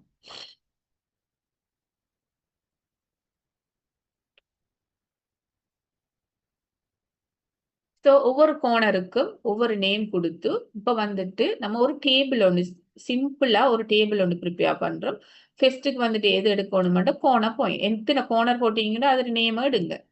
ஏ, பி அண்ட் சி. ஓகே, ஒவ்வொரு கோர்னரையும் எடுத்துக்கொள்ளுங்க. ஸோ ஒவ்வொரு கோர்னரையும் எடுத்ததுக்கு பிறகு அதோட கோஆர்டினேஷன் ஒவ்வொரு கோர்னருக்கும் ஒவ்வொரு பாயிண்ட்டுக்கும் வந்துட்டு ஒவ்வொரு கோஆர்டினேஷன் இருக்குதானே. ஸோ அந்த கோஆர்டினேஷனை நம்ம கண்டுபிடிக்கணும். ஸோ அதுக்கு என்னண்டா முதலாவது வந்துட்டு ஏ கோர்னர். ஏ வந்துட்டு எங்க இருக்குது? எடுத்துட்டு தானே இருக்குது. வெரி சிம்பிளா நம்ம கண்டுபிடிக்கலாம். கோர்னர் வந்துட்டு ஏக்கு வந்துட்டு கோஆர்டினேஷன் என்ன? எக்ஸ் வந்துட்டு 0, y வந்துட்டு 500, அப்ப 0,500 கோர்னர் ஏக்கு. பிஏ விட்டு போட்டு இப்ப சிக்கு ஃபர்ஸ்ட்டுக்கு வாங்க. ஏண்டா ஏயும் சியையும் பாருங்க. ஏ வந்துட்டு y எக்ஸிஸ்ல போயிட்டு ஜாயிண்ட் ஆகுது. அதனால மற்ற வேரியபிள் வந்துட்டு 0வா இருக்கும். ஓகே, அதே மாதிரி அடுத்தது சில இருந்து பாருங்க. அந்த சி வந்துட்டு எங்க வருது? அந்த லைன் வந்துட்டு எக்ஸ்ல வந்துட்டு ஜாயிண்ட் ஆகுது. அப்ப எக்ஸ்ல ஜாயிண்ட் ஆகும்னா எக்ஸுக்கு வேல்யூ இருக்கு, வைக்கு வந்துட்டு 0வா இருக்கும். ஸோ வந்துட்டு சிய பாருங்க. எக்ஸ் வந்துட்டு 500, y வந்துட்டு 0. ஸோ இது ரெண்டு ஈஸியா கண்டுபிடிக்கலாம். எந்த ஒரு கொஸ்டின்லையும் வந்துட்டு ஒரு குறிப்பிட்ட அந்த feasible ரீஜன் அந்த பவுண்டரி வந்துட்டு அந்த கோர்னர்ஸ் வந்துட்டு எக்ஸ்லயோ அல்லது வைலயோ வந்துட்டு ஜாயிண்ட் ஆகுமெண்டா சிம்பிளா நீங்க கண்டுபிடிக்கலாம். அந்த ஜாயிண்ட் ஆகுற நம்பர்ஸ் வந்துட்டு அந்த குறிப்பிட்ட வேரியபிளுக்கான நம்பரா இருக்கு, மற்ற வேரியபிளுக்கான நம்பர் 0வா இருக்கும். இது ஏக்கும் சிக்குமான ஆன்சர். பிஏ வந்துட்டு பாருங்க, பி வந்துட்டு இடையில வருது, ஏக்கும் பிக்கும் இடையில இருக்குது. இடையில இருக்கிறதையும் நம்ம கிராஃப் வரைஞ்சி ஈஸியா கண்டுபிடிக்கலாம். ஆனா சம்டைம் வந்துட்டு கண்ட்ரடிக்ட் ஆயிருக்கும், கண்டுபிடிக்கிறது இலகுவாக இருக்க மாட்டாது, கொஞ்சம் கஷ்டமாயிருக்கும். அதுக்கான எக்ஸுக்கான வேல்யூ என்ன, ஒய்க்கான வேல்யூ என்னன்னு சொல்லி கண்டுபிடிக்கிறது கொஞ்சம் கஷ்டமா இருக்கும். நார்மலா வந்துட்டு எக்ஸாமுக்கு வந்துட்டு கிராஃப் பேப்பர் வந்துட்டு தரப்பட மாட்டாது, கிராஃப் பேப்பர் தரப்படாது. நீங்க உங்களோட ஆன்சர் ஸ்கிரிப்ட் இருக்குத்தானே, அந்த ஆன்சர் ஸ்கிரிப்ட்ல தான் வந்துட்டு நீங்க கிராஃப வந்துட்டு வரையணும். கிராஃப்ல ஏதாவது கொஸ்டின் வருமெண்டா கிராஃப வந்துட்டு நீங்க உங்களோட ஆன்சர் ஸ்கிரிப்ட்லயே வரைங்க. பெருசான ஒரு கிராஃப் வந்துட்டு இல்லதானே இந்த கொஸ்டின், இந்த இதுல வந்துட்டு. சோ கிராஃப் பேப்பர் தேவையில்ல. சிலாவது கிராஃப் பேப்பர் கேட்பீங்க, ஆனா கிராஃப் பேப்பர் கேட்க தேவையில்ல, கிராஃப் பேப்பர் வழங்கப்படாது. சோ வந்துட்டு உங்களுக்கு இந்த உங்களோட ஆன்சர் ஸ்கிரிப்ட்லயே வந்துட்டு நீங்க கிராஃப வரைந்து கண்டுபிடிக்கலாம். அப்ப அந்த கிராஃப் வந்துட்டு உங்களோட ஆன்சர் ஸ்கிரிப்ட்ல வரையும் பொழுது கிராஃப் பேப்பர் யூஸ் பண்ணா ஈஸியா கண்டுபிடிக்கலாம். என்ன எக்ஸ் வேல்யூ, ஒய் வேல்யூன்னு கண்டுபிடிக்கலாம். ஆனா நம்ம ஆன்சர் ஸ்கிரிப்ட்லயே கீறும் பொழுது இந்த 2 கோணம் இருக்கும். அந்த எக்ஸ் எக்ஸிஸ்லயும் ஒய் எக்ஸிஸ்லயும் போயிட்டு ஜாயிண்ட் ஆகுறதுக்கு எந்த இஷ்யூவும் இல்ல. ஈஸியா கண்டுபிடிக்கலாம். ஓகே, மத்த கோர்னர்ஸுக்கு இடையில வார கோர்னர்ஸ்கள் இருக்கு தானே, அந்த எக்ஸுக்கும் ஒய்க்கும் இடையில வந்துட்டு இந்த பி மாதிரி வார கோர்னர்ஸுக்கு வந்துட்டு சம்டைம் நம்ம சரியான ஸ்கேல வந்துட்டு போட்டோம்னா எக்ஸுக்கான வேல்யூ என்ன, ஒய்க்கான வேல்யூ என்னன்னு சொல்லி கண்டுபிடிக்கலாம். இதுல என்ன வேல்யூ, இதுல என்ன வேல்யூன்னு கண்டுபிடிக்கலாம். ஆனா சம்டைம் அஹ், சில சில டைம்ல கஷ்டமாயிருக்கும் கண்டுபிடிக்கிறது. அதனால ஈஸியா வந்துட்டு எப்படி கண்டுபிடிக்கலாம்டா, என்னென்ன கன்ஸ்ட்ரைன் வந்துட்டு இதுல ஜாயிண்ட் ஆகுதோ, என்னென்ன ஈக்குவேஷன் வந்துட்டு என்னென்ன லைன் வந்துட்டு ஜாயிண்ட் ஆகுதோ அதுக்கான ஈக்குவேஷன் எடுத்து இங்க பாருங்க. இங்க வந்துட்டு இந்த கொஸ்டின்ல வந்துட்டு 2 லைன் இருக்கு. அந்த 2 லைனும் வந்துட்டு ஜாயிண்ட் ஆகுது எடுத்துட்டு சம்டைம் 3 கன்ஸ்ட்ரைனோ 4 கன்ஸ்ட்ரைனா இருக்கும் பொழுதோ என்னென்ன ஈக்குவேஷன் வந்துட்டு ஜாயிண்ட் ஆகுதோ அந்த ஈக்குவேஷனை மாத்திரம் எடுத்து அதை ஈக்குவல் பண்ணி எக்ஸுக்கும் ஒய்க்கும் கண்டுபிடிக்கணும். அதுதான் இது வந்துட்டு விளங்கப்படுத்திருக்கிறது. ஸோ இது பேசிக்கா உங்களுக்கு தெரியும். ஓ லெவல்ல படிச்சிருக்கீங்க. 2 ஈக்குவேஷனை எவ்வாறு சமப்படுத்தி எக்ஸ்ட வேல்யூ என்ன, ஒய்ட வேல்யூ என்ன கண்டுபிடிக்கிறதுன்னு உங்களுக்கு தெரியும். ஸோ இங்க வந்துட்டு பாருங்க, இந்த பில வந்துட்டு இங்க ஈக்குவேஷன் 1ம் 2ம் வந்துட்டு இன்டர்செக்ட் ஆகுது, ரெண்டும் வந்துட்டு கட் ஆகுது, ஜாயிண்ட் ஆகுது. இங்க வந்துட்டு ரெண்டும் கட் பண்ணப்படுது. ஈக்குவேஷன் 1ம் 2ம் 3 4 கன்ஸ்ட்ரெயின் இருக்குமாண்டா என்னென்ன கன்ஸ்ட்ரெயின் வந்துட்டு அதுல ஜாயிண்ட் ஆகுதோ அந்த ஈக்குவேஷனை எடுத்துத்தான் நான் வந்துட்டு ஈக்குவல் பண்ணி எக்ஸுக்கும் பைக்கான ஆன்சரை கண்டுபிடிக்கணும். சரியா? இங்க வந்துட்டு வெரி சிம்பிள். இங்க வந்து 2 அந்த 2 கன்ஸ்ட்ரெயின் தான் இருக்கு. அந்த 2 கன்ஸ்ட்ரெயின் எடுத்துட்டு ஜாயிண்ட் ஆகுது வந்துட்டு. சோ அந்த 2 கன்ஸ்ட்ரெயினை நீங்க எடுத்துக்கொள்ளுங்க. மேலுக்கு பாருங்க. நம்மளோட கன்ஸ்ட்ரெயின் இந்த கொஸ்டின்ல வர 2 கன்ஸ்ட்ரெயின் எடுத்துக்கொள்ளுங்க. ஆனா லெஸ் தேனோ கிரேட்டர் தென் சைன் போடாமலுக்கு ஈக்குவல் சைனை மாத்திரம் போட்டு அந்த ஈக்குவேஷனை எழுதி கொள்ளுங்க. சோ இது வந்துட்டு ஈக்குவேஷன் 1, இது ஈக்குவேஷன் 2. ஈக்குவலை வந்துட்டு போட்டு இந்த ஈக்குவேஷன் எழுதி கொள்ளுங்க. லெஸ் தேன் கிரேட்டர் தென் போட தேவையில்லை. ஈக்குவல் பண்ணத்தன போறோம் நம்ம வந்துட்டு. சோ இப்ப வந்துட்டு எக்ஸையும் ஒய்யையும் கண்டுபிடிக்கணும். இந்த 2ம் தானே ஜாயிண்ட் ஆகுது எடுத்துட்டு வந்துட்டு 2ஐயும் நம்ம கண்டுபிடிக்கணும் வந்துட்டு. சோ வந்துட்டு இங்க பாருங்க. இங்க வந்துட்டு எக்ஸ் வந்துட்டு 2 இருக்கு. இங்க எக்ஸ் வந்துட்டு 3 இருக்கு. டிஃப்ரெண்ட் வேல்யூவா இருக்கு. ரெண்டும் சேமான வேல்யூவா இருக்குமெண்டா நம்ம ஒன்றுல இருந்து ஒன்றை கழிச்சு நம்ம வெலுவை வந்துட்டு கண்டுபிடித்து கொள்ள முடியும். இங்க பாருங்க, வையையும் பாருங்க. இங்க 3 இருக்கு, இங்க 2 இருக்கு. 2 சமன் இல்ல. ஏதாவது ஒரு வேரியபிள் சமனான நம்பரா இருக்குமெண்டா ஏதாவது ஒரு வேரியபிள்ல வர நம்பர் வந்துட்டு சமனா இருக்குமெண்டா 2 ஈக்குவேஷன்ல சமனா இருக்குமெண்டா நம்ம டிரெக்டாவே வந்துட்டு கழிச்சு எக்ஸ்ட்ரா வைட வேல்யூவை கண்டுபிடிக்கலாம். ஆனா இங்க வந்துட்டு டிஃப்ரெண்ட் நம்பரா இருக்கிறதால இப்ப 2ஐயும் நம்ம வந்துட்டு சமப்படுத்தணும். ஏதாவது ஒரு வேரியபிளை வந்துட்டு சமப்படுத்தி காட்டணும். சமப்படுத்தினதுக்கு பிறகு ஒரு ஈக்குவேஷன்ல இருந்து மத்த ஈக்குவேஷனை கழிச்சமெண்டா ஒரு வேரியபிளுக்கான நம்பரை வந்துட்டு கண்டுபிடித்து கொள்ள முடியும். சோ வந்துட்டு பாருங்க, முதலாவது ஈக்குவேஷனை 3ஆல பெருக்குறேன். முதலாவது ஈக்குவேஷனை ஃபுல்லா வந்துட்டு 3ஆல பெருக்கி கொள்றேன். இரண்டாவது ஈக்குவேஷனை 2ஆல பெருக்கி கொள்றேன். ரெண்டாவது பெருக்கி கொள்றேன். பெருக்குனதுக்கு பிறகு பாருங்க, இங்க வந்துட்டு எக்ஸுக்கு முன்னுக்கு வார நம்பர் என்ன 6.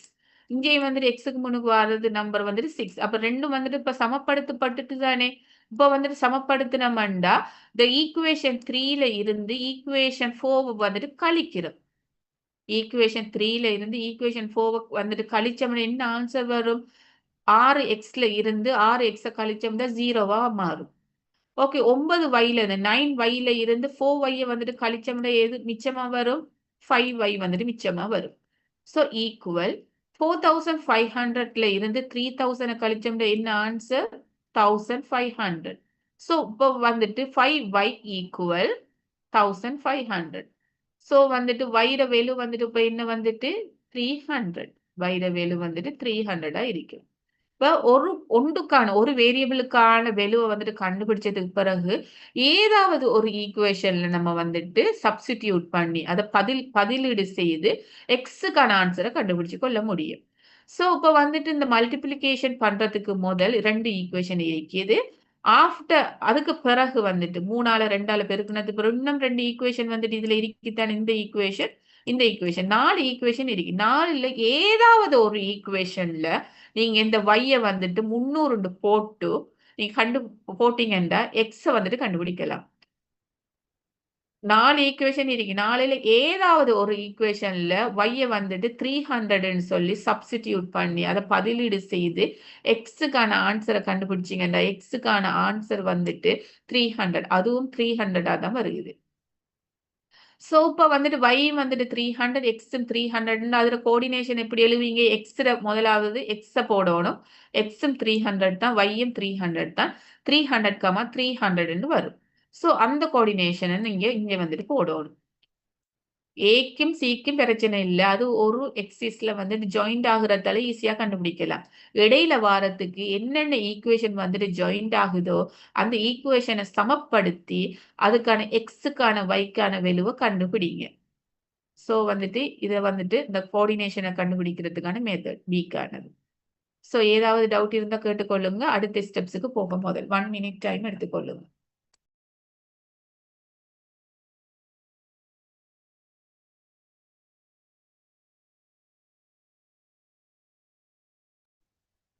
ஓகே. ஸோ வந்துட்டு இத கோஆர்டினேஷன கண்டுபிடிச்சது அப்புறம் ஒவ்வொரு கார்னர்ஸ் வந்து ஃபீஸிபிள் ரீஜியன்ல இருக்கிற ஒவ்வொரு கார்னருக்கும் கோஆர்டினேஷன கண்டுபிடிச்சதுக்கு பிறகு அடுத்தது வந்து இந்த டேபிள்ல வாரது நீங்க ஆப்ஜெக்டிவ் ஃபங்ஷன்.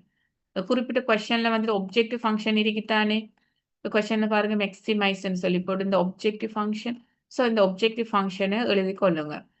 ஆப்ஜெக்டிவ் ஃபங்ஷனை எழுதி கொண்டதுக்கு பிறகு இப்ப வந்துட்டு இந்த ஒவ்வொரு கோஆர்டினேஷனையும் இந்த ஆப்ஜெக்டிவ் ஃபங்ஷனை சப்ஸ்டிடியூட் பண்ணி அந்த ஆன்சரை கண்டுபிடிக்கணும். பாருங்க இந்த 50 எக்ஸுக்கு வந்துட்டு 0 போட்டு வைக்கு வந்துட்டு 500 போட்டு இந்த விட ரெண்டாவது கோஆர்டினேஷன் 300 நீங்க சப்ஸ்டிடியூட் பண்ணி இந்த ஆன்சரை கண்டுபிடிங்க. அதே மாதிரி எல்லாத்துக்கும் நீங்க ஒவ்வொரு கோஆர்டினேஷனுக்கும் இந்த ஆப்ஜெக்டிவ் ஃபங்ஷன்ல வந்துட்டு சப்ஸ்டிடியூட் பண்ணி நீங்க ஆன்சரை கண்டுபிடிச்சு கொள்ள முடியும். இந்த ஆன்சரை கண்டுபிடிச்சதுக்கு பிறகு இந்த ஒப்ஜெக்டிவ் என்ன? இந்த கொஸ்டின் ஒப்ஜெக்டிவ் வந்துட்டு என்ன? மேக்ஸிமைஸ். ஒப்ஜெக்டிவ் வந்துட்டு மேக்ஸிமைஸ்.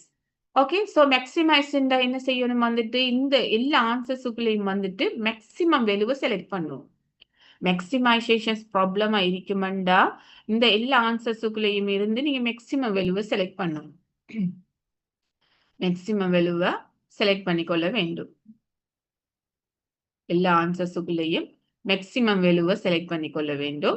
மினிமைசேஷன்ஸ் ப்ராப்ளமா இருக்குமெண்டா நீங்க மினிமம் வேல்யூவை செலக்ட் பண்ணணும். அது மட்டும்தான் டிஃப்ரெண்ட். அதைத்தான் நான் ஆல்ரெடி சொன்னேன். மேக்ஸிமமும் மினிமமுக்கு இடையில என்ன டிஃப்ரெண்டா எல்லாமே சேம். கிராஃப் வரைந்து கோஆர்டினேஷன் எல்லாம் கண்டு ஆப்ஜெக்டிவ் ஃபங்க்ஷனை சப்ஸ்டிடியூட் பண்ணி இந்த ஆன்சர்ஸை கண்டுபிடிச்சதுக்கு பிறகு மேக்ஸிமம் ப்ராப்ளம்ண்டா மேக்ஸிமம் வேல்யூவை செலக்ட் பண்ணுங்க, மினிமம் வேல்யூண்டா மினிமம் வேல்யூவை செலக்ட் பண்ணுங்க. ஸோ இது மேக்ஸிமைசேஷன்ஸ் ப்ராப்ளமா இருக்கிறதால மேக்ஸிமத்தை செலக்ட் பண்றோம். மேக்ஸிமம் எங்க செலக்ட் பண்ணப்படுது? இரண்டாவது ஆன்சர். ஸோ இரண்டாவது ஆன்சர்னா பி கோர்னர். அதுல கோஆர்டினேஷன் என்ன? 300, 300. ஸோ இப்போ வந்துட்டு ஃபைனல் ரிசல்ட்ஸ் வந்துட்டு எங்க இருக்குன்னா இந்த பி கார்னர்ல வந்துட்டு இருக்குது. இதுல மீனிங் என்னண்டா இந்த பெர்டிகுலர் கம்பெனி வந்துட்டு எக்ஸ் என்ற பொருள்ல 300 யூனிட்டையும் வையின் பொருள்ல 300 யூனிட்டையும் உற்பத்தி செய்யறதால மேக்சிமமாக அடையக்கூடிய இலாபம் வந்துட்டு 33,000. மேக்சிமம் ப்ராஃபிட், மேக்சிமம் இலாபம் வந்துட்டு 33,000. ஸோ இதுக்கான சொல்யூஷன் என்ன? இந்த கம்பெனிக்கு என்ன சொல்யூஷனை நீங்க கொடுப்பீங்க? இந்த கம்பெனி வந்துட்டு 300 யூனிட்டை எக்ஸ்ல உற்பத்தி செய்யணும், வைல வந்துட்டு 300 உற்பத்தி செய்யணும். இவ்வாறு உற்பத்தி செய்யும் பொழுதுதான் மேக்சிமம் ப்ராஃபிட்டா வந்துட்டு வரக்கூடியது 33,000. மற்றதுல பாருங்க, அதை விட குறையத்தானே ப்ராஃபிட் வருது. இங்க வந்துட்டு ஆக கூடுதலான ப்ராஃபிட் வந்துட்டு 33,000 வருது. ஸோ எவ்வளவு உற்பத்தி செய்யணும்? எக்ஸ்ல 300ம் வைல 300 பொருளையும் உற்பத்தி செய்தா அங்க வந்துட்டு நம்மளுக்கு கிடைக்கிற இலாபம், மேக்சிமம் இலாபம் 33,000. இதுதான் வந்துட்டு சொல்யூஷன், வந்துட்டு optimal solution. Optimal solution. So நீங்க ஒரு கொஸ்டினை தந்தா அதுக்கான ஃபெஸ்ட்டுக்கு எல்பி மாடலை வந்துட்டு எழுதணும், ஃபார்முலேட் பண்ணணும். அதை பேஸ் பண்ணி கிராஃபை வந்துட்டு வரைந்து நீங்க ஃபீஸிபிள் ரீஜனை கண்டுபிடித்து ஒவ்வொரு கார்னருக்கும் ஒவ்வொரு நேம் கொடுத்து, ஓகே. ஸோ அதுக்கு பிறகு கோஆர்டினேஷனை கண்டுபிடிச்சு அது ஒப்ஜெக்டிவ் ஃபங்க்ஷன்ல சப்ஸ்டிடியூட் பண்ணி ஒப்ஜெக்ட்டுக்கு ஏற்ற மாதிரி நீங்க நம்பர்ஸை செலக்ட் பண்ணணும். அதுக்கு பிறகு அந்த செலக்ட் பண்ண நம்பரை வச்சு நீங்க இன்டர்பிரிட்டேஷன் பண்ணினீங்கன்னா சரி. ஸோ இதுதான் வந்துட்டு ஒரு கொஸ்டினுக்கான ஃபுல் ஆன்சர். ஸோ ஏதாவது டவுட் இருக்குமென்னா கேட்டுக்கொள்ளுங்க.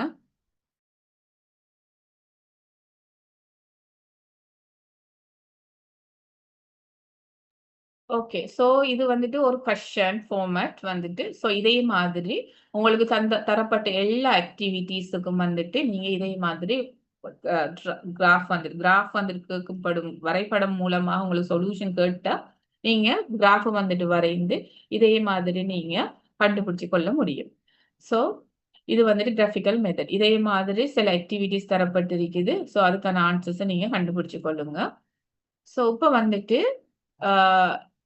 வந்துட்டு நம்மளுக்கு கிராஃபிக்கல் மெத்தட்ல மெயினான ஏரியா முடிச்சிட்டோம். எப்படி வந்துட்டு அந்த ஒரு எல்பி மாடல்ல எப்படி சொல்யூஷன் பண்றது. எக்ஸ்ட்ரீமைசேஷன் ப்ராப்ளத்துக்கு பார்த்தோம், மினிமைசேஷன் ப்ராப்ளத்துக்கு அதே மாதிரி தான். ஆனா நம்ம வந்துட்டு ஃபைனலா வந்துட்டு செலக்ட் பண்ண நம்பர் வந்துட்டு மினிமம் வேல்யூவை செலக்ட் பண்ணணும் மினிமைசேஷன் ப்ராப்ளத்துக்கு. ஓகே. இப்போ வந்துட்டு இந்த கிராஃபிக்கல் மெத்தட்ல சில ஸ்பெஷல் ப்ராப்ளம், ஸ்பெஷல் இஷ்யூஸ் வந்துட்டு நம்ம கண்டுபிடித்து கொள்ள முடியும். இந்த லீனியர் ப்ரோக்ராமிங்ல இருக்கிற ஸ்பெஷல் இஷ்யூஸ் ஓ ஸ்பெஷல் ப்ராப்ளத்தை வந்துட்டு நம்ம கிராஃப் மூலமாக நம்ம விளங்கி கொள்ள முடியும். என்னென்ன ப்ராப்ளம் வந்துட்டு இருக்கின்றது. ஓகே. ஸோ முதலாவது வந்துட்டு போடப்பட்டிருக்குது multiple optimal solution. Multiple optimal solution. Optimal solution சொல்றது நார்மலா வந்துட்டு ஒன்று பெஸ்ட் சொல்யூஷனா இருக்கும். இங்க வந்துட்டு பாருங்க, மேக்ஸிமம் வேல்யூ வந்துட்டு ஒரு இடத்துல தானே இருக்குது. ஸோ இது வந்துட்டு optimal solution. Multiple optimal solution என்றா ஒன்றுக்கு மேற்பட்ட இடத்துல மேக்ஸிமம் வேல்யூவோ அல்லது ஆக குறைந்த மினிமம் வேல்யூ காணப்படும். ஸோ ஃபார் அன் எக்ஸாம்பிள் இது மேக்ஸிமைசேஷன் ப்ராப்ளம் தானே. ஸோ வந்துட்டு முதலாவது ஆன்சர் வந்துட்டு ஃபார் அன் எக்ஸாம்பிள் 33,000 இருக்குது. முதலாவது ஆன்சரும் 33,000, ரெண்டாவது ஆன்சரும் 33,000. ஸோ வந்து ஒப்டிமல் சொல்யூஷன் இப்போ வந்துட்டு ரெண்டு பிளேசஸ்ல வந்துட்டு இருக்குது. ஸோ இதை வந்துட்டு சொல்லுது மல்டிபிள் ஒப்டிமல் சொல்யூஷன். ஒன்றுக்கு மேற்பட்ட வந்துட்டு ஒப்டிமல் சொல்யூஷன் இருக்குது. அங்க வந்துட்டு வார ஆன்சர் வந்துட்டு same answer. Same solution mean same answer. Final solution வந்துட்டு ஃபைனல் வேல்யூ வந்து same. But more than one பிளேசஸ்ல வந்துட்டு அந்த ஆப்டிமல் சொல்யூஷன் இருக்கு. ஸோ இங்க வந்துட்டு பாருங்க, இங்கேயும் 33,000, இங்கேயும் 33,000 இருந்தா இது ரெண்டுமே ஆப்டிமல் சொல்யூஷன் தானே. ஸோ வந்துட்டு கம்பெனி வந்துட்டு ஏஏ செலக்ட் பண்ணலாம் அல்லது பிஏ செலக்ட் பண்ணலாம். ஏஏ செலக்ட் பண்ண எவ்வாறு உற்பத்தி செய்யணும்? எக்ஸ்ல வந்துட்டு உற்பத்தி செய்ய தேவையில்ல, வைல வந்துட்டு 500 உற்பத்தி செய்யணும். பிஏ செலக்ட் பண்ணா ஆல்ரெடி நான் சொன்ன மாதிரி 300 உற்பத்தி செய்யணும். ஸோ இதுதான் வந்துட்டு மல்டிபிள் ஆப்டிமல் சொல்யூஷன் சொல்லுவோம். ஒன்றுக்கு மேற்பட்ட இடத்துல ஆப்டிமல் சொல்யூஷன் இருக்கு. ஃபைனல் சொல்யூஷன் மேக்ஸிமம் வேல்யூ வந்துட்டு ஒன்றுக்கு மேற்பட்ட இடத்துலயோ, மினிமம் வேல்யூ வந்துட்டு மினிமைசேஷன் ப்ராப்ளம்ல மினிமம் வேல்யூ தானே செலக்ட் பண்ணணும்.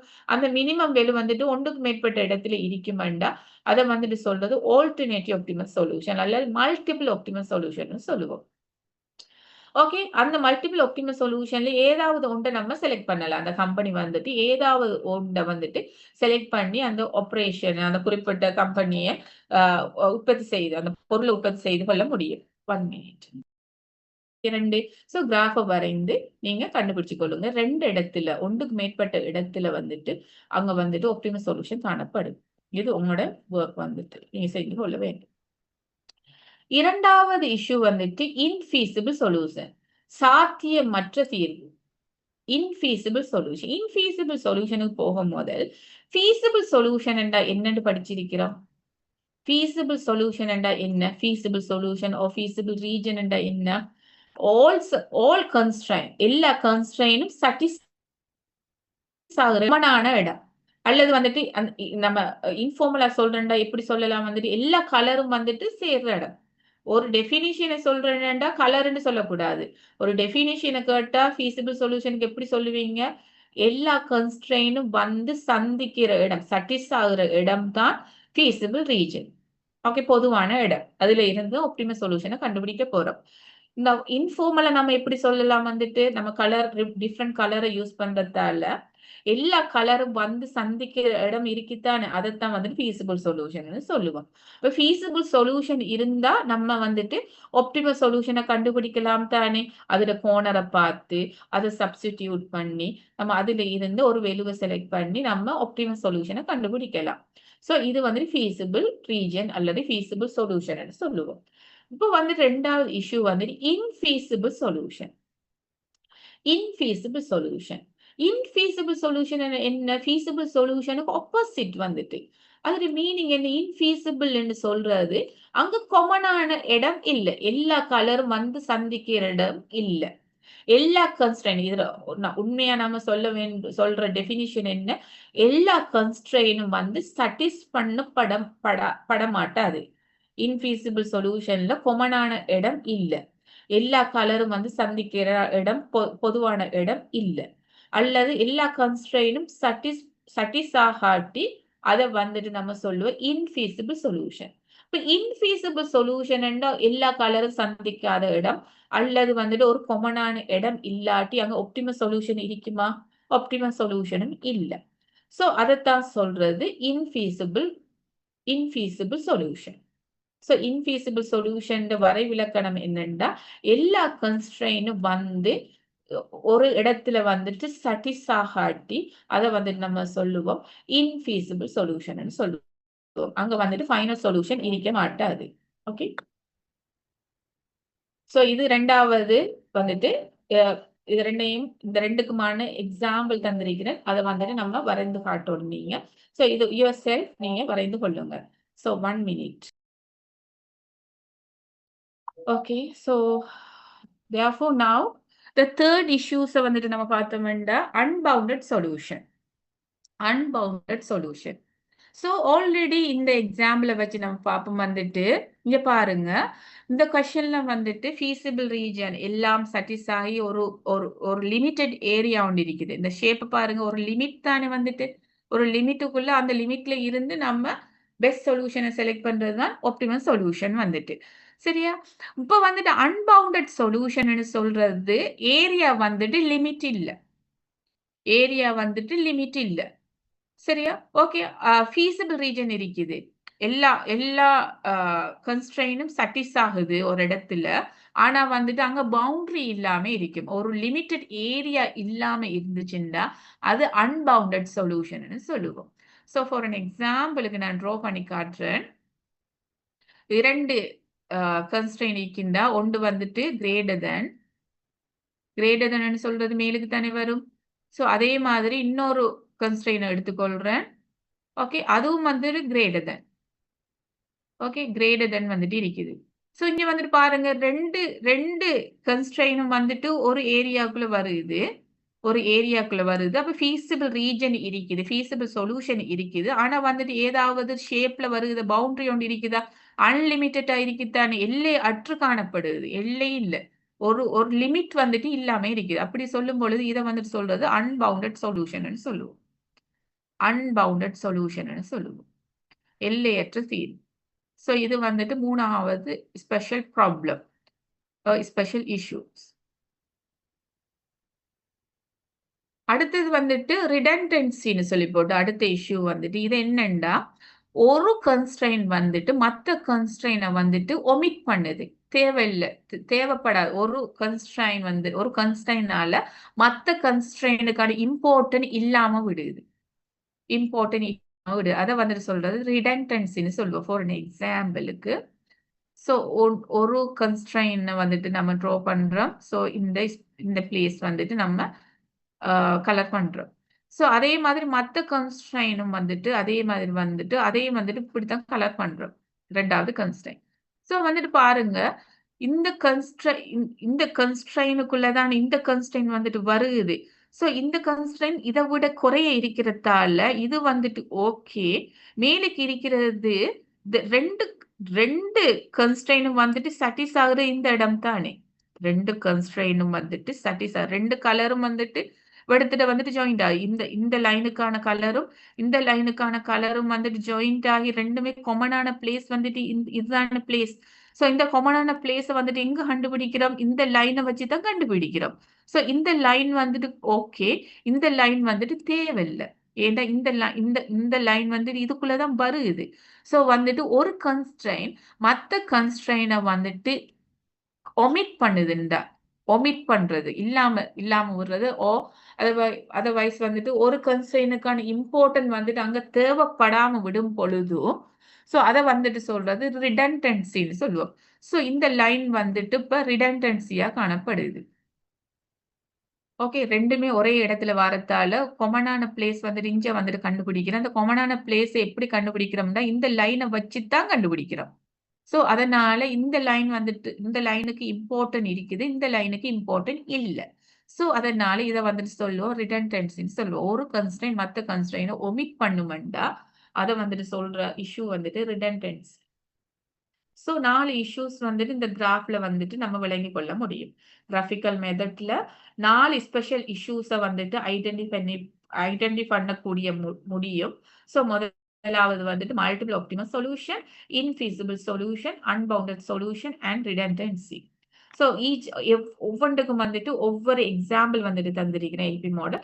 ஸோ அதை நீங்க யூர் செல்ஃப் ஆல்ரெடி கிராஃப் எப்படி வரைகிறேன்னு நான் சொல்லி தந்திருக்கிறேன். அதுக்கு ஏத்த மாதிரி வரைஞ்சு நீங்க கண்டுபிடிச்சீங்கன்னா இந்த ப்ராப்ளத்தை நீங்க வந்துட்டு அண்டர்ஸ்டாண்ட் பண்ணிக்கொள்ள முடியும். ஏதாவது டவுட்ஸ் இருந்தா கேட்டுக்கொள்ளுங்க. இந்த ஸ்பெஷல் இஷ்யூஸோ கிராஃப் வந்துட்டு வரைகிறதுலயோ அடுத்து இதுக்கு கண்டினியூ பண்றதுக்கு முதல் ஒரு 1 minute டைம் எடுத்துக்கொள்ளுங்க. நான் அடுத்ததை நான் கண்டினியூ பண்ணிக்கொள்றேன். வரைஞ்சு காட்டுறீங்க. வேணுங்கல்ல லாஸ்டா இருக்கிற கிராஃப் ஒர்க்கா எப்படி வருமென்று இருக்கா சொல்லுங்க. இதேயா இந்த எக்ஸாம்பிள் 10யா? ஆமா. ஓகே.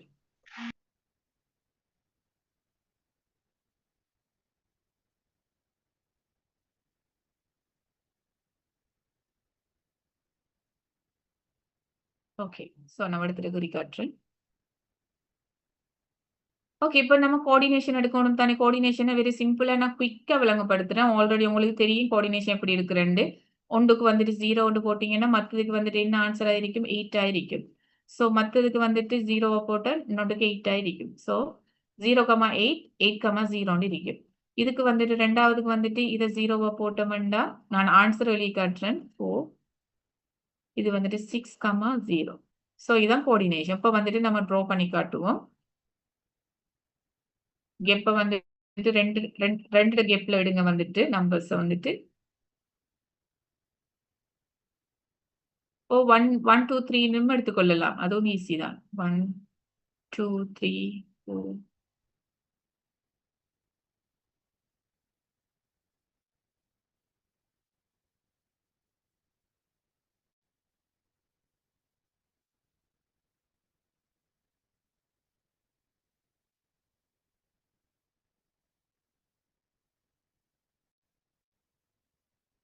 ஓகே. 0,8 ஃபர்ஸ்ட்டுக்கு வந்துட்டு 0,8 ஸோ எடுத்துட்டு வரும். 8,0 இங்க வரும். ஸோ இந்த ரெண்டையும் ஜாயின் பண்ணினீங்கன்னா ஒரு லைன் வந்துட்டு ஃபர்ஸ்ட்கான கன்ஸ்ட்ரெயின், ஃபர்ஸ்ட் கன்ஸ்ட்ரெயின் வந்துட்டு லெஸ் தேன் வந்துட்டு ஸோ கீழுக்கு வரும். இது ஒரு கலர்ல நம்ம இதை வந்துட்டு கலர் பண்ணிக்கொள்ள முடியும். ஸோ இரண்டாவது வந்துட்டு 0,4 0,4 6,0 ஸோ இந்த லைன் எடுத்துட்டு வரும் ஜாயிண்ட் ஆயிட்டு அதுவும் லெஸ் தேன் தான். ஸோ நான் ஆல்ரெடி நான் உங்களுக்கு எக்ஸாம்பிளுக்கு விளங்கப்படுத்தின மாதிரியே கிராஃப் வரும். ஓகே, இங்க வந்துட்டு பாருங்க, இந்த கிரீன் கலரும் ரெட் கலர் ஏரியாவும் ரெட் கலர் வந்துட்டு இதுக்குள்ள ஜாயிண்ட் ஆகுது தானே. ஸோ அது எந்த லைனை வச்சு நம்ம கண்டுபிடிச்சோம்? இந்த லைன் ஒன்று இருக்கிறதால கண்டுபிடிச்சோம். ஸோ இது வந்துட்டு இம்பார்ட்டன்டா இருக்குது, இது அன்இம்பார்ட்டன்டா இருக்கு. இது வந்துட்டு இந்த கன்ஸ்ட்ரைன் வந்துட்டு இந்த கன்ஸ்ட்ரைன் வந்துட்டு இதை ஒமிட் பண்ணுது, இந்த கன்ஸ்ட்ரைன் ஒமிட் பண்ணு. ஸோ இதைத்தான் வந்து சொல்றது ரிடண்டன்சி ப்ராப்பர்.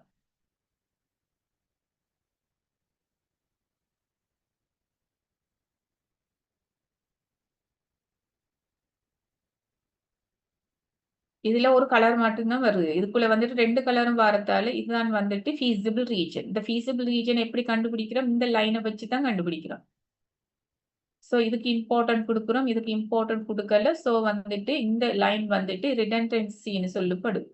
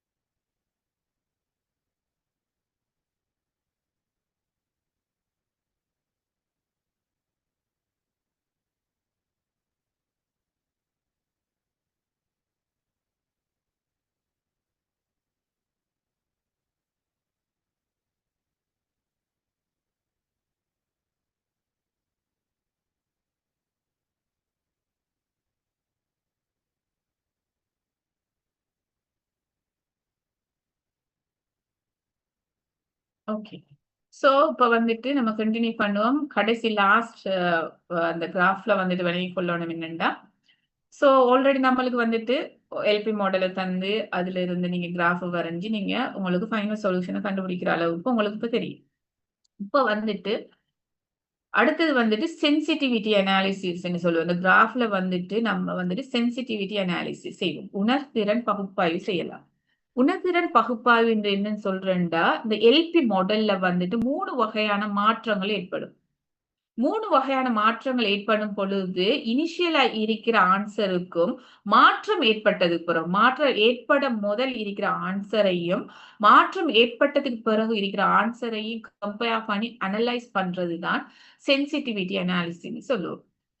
சேஞ்சஸ் ஏற்படும் முதல் சேஞ்சஸ் ஏற்பட்டதுக்கு பிறகு வார ஆன்சர்ல வார டிஃபரெண்ட வந்துட்டு நம்ம அனலைஸ் பண்றதுதான் உணர்திறன் பகுப்பாய்வு. 3 வகையான மாற்றங்கள் ஏற்படலாம். சோ ஒரு எல்பி மாடல் நம்ம எடுத்துக்கொண்டோம்டா, நான் எக்ஸாம்பிளுக்கு ஒரு எல்பி மாடல் எடுத்துக்கொள்றேன். ஒரு எல்பி மாடல் எடுத்துக்கொண்டோம்டா, இந்த ஒப்ஜெக்டிவ் ஃபங்க்ஷன்ல இருக்கிற இந்த கோஎஃபிஷியன்ட் வேல்யூல சேஞ்சஸ் ஏற்படலாம். கோஎஃபிஷியன்ட் இந்த கன்ட்ரிபியூஷன் இந்த கோஎஃபிஷியன்ட் இருக்குத்தானே, இந்த ஒரு ஆப்ஜெக்டிவ் ஃபங்க்ஷன்ல இருக்கிற கன்ட்ரிபியூஷன்ல இந்த கன்ட்ரிபியூஷனோ இல்லாட்டி இந்த கோஎஃபிஷியன்ட் வேல்யூல வந்துட்டு சேஞ்சஸ் ஏற்படலாம். ஆல்ரெடி இது 20 இருக்கிறது, இப்ப வந்துட்டு இது 30 மாறுது. இது ஒரு சேஞ்சஸ். ரெண்டாவது வந்துட்டு கன்ஸ்ட்ரைன்ல மாற்றம் ஏற்படும். கன்ஸ்ட்ரைன்ல 2 மாற்றங்கள் ஏற்படலாம். இரண்டாவது மூன்றாவது மாற்றங்கள் வந்துட்டு இந்த கன்ஸ்ட்ரைனுக்குள்ள வரும். அதுல ஒரு மாற்றம் என்னன்னா, கன்ஸ்ட்ரைன்ல இருக்கிற கோஎஃபிஷியன்ட் வேல்யூல மாற்றம் வரலாம். 2 இருக்கிறது இப்ப 3 மாறலாம், இல்லாட்டி 1 மாறலாம். ஏதாவது ஒரு சேஞ்சஸ் இந்த கோஎஃபிஷியன்ட் வேல்யூல வந்துட்டு மாற்றங்கள் ஏற்படலாம். ஓகே, அடுத்தது வந்துட்டு இந்த லிமிட்டட் ரிசோர்சஸ் இருக்குத்தானே, இந்த ரிசோர்சஸ்ல வந்துட்டு மாற்றங்கள் ஏற்படலாம். ஒன்று இந்த கோஎஃபிஷியன்ட்ல மாற்றம் அல்லது வந்துட்டு இந்த லிமிட்டட் ரிசோர்சஸ்ல வந்துட்டு மாற்றம். சோ இது வந்துட்டு இரண்டாவது மாற்றம் எடுத்தோம்னா, இது மூணாவது மாற்றம். சோ இங்க வந்துட்டு 3 வகையான ஃபேக்டர்ஸ், 3 வகையான காரணிகள் இன்ஃப்ளூயன்ஸ் ஆகுது. இந்த சென்சிட்டிவிட்டி அனாலிசிஸ்ல இந்த சேஞ்சஸ் கண்டுபிடிக்கிறதுக்கு 3 வகையான ஃபேக்டர்ஸ் வந்துட்டு இன்ஃப்ளூயன்ஸ் ஆகுது.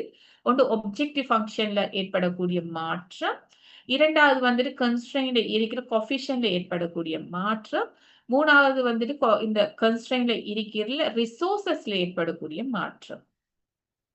ஓகே. சோ இந்த 3க்கும் இடையில என்ன டிஃபரெண்ட் நம்ம பார்த்தோம்னா, நம்ம சென்சிட்டிவிட்டின்டா இந்த ஃபர்ஸ்ட்டுக்கு வந்துட்டு இனிஷியலா இருக்கிற இந்த எல்பி மாடல் அப்படி யூஸ் பண்ணி கிராஃப் ஒன்று வரைந்து நம்ம சொல்யூஷன் ஒன்று கண்டுபிடிப்போம். அது வந்து இனிஷியலா கண்டுபிடிக்கிறது. அது இனிஷியலா வந்துட்டு சேஞ்சஸ் ஏற்பட்டதுக்கு பிறகு இன்னொரு ஆன்சர் ஒன்று வரும் தானே! அதோட நம்ம கம்பேர் பண்ணணும். இனிஷியலா இந்த எல்பி மாடல் பேசிக்கா யூஸ் பண்ணி ஒரு சொல்யூஷன கண்டுபிடிப்போம். கிராஃப் ஒன்று வரைந்து, அதுக்கான சொல்யூஷன கண்டுபிடிப்போம் தானே! அத வந்துட்டு நம்ம ஒரு ஒண்ட கண்டுபிடிச்சு வைக்கிறோம்.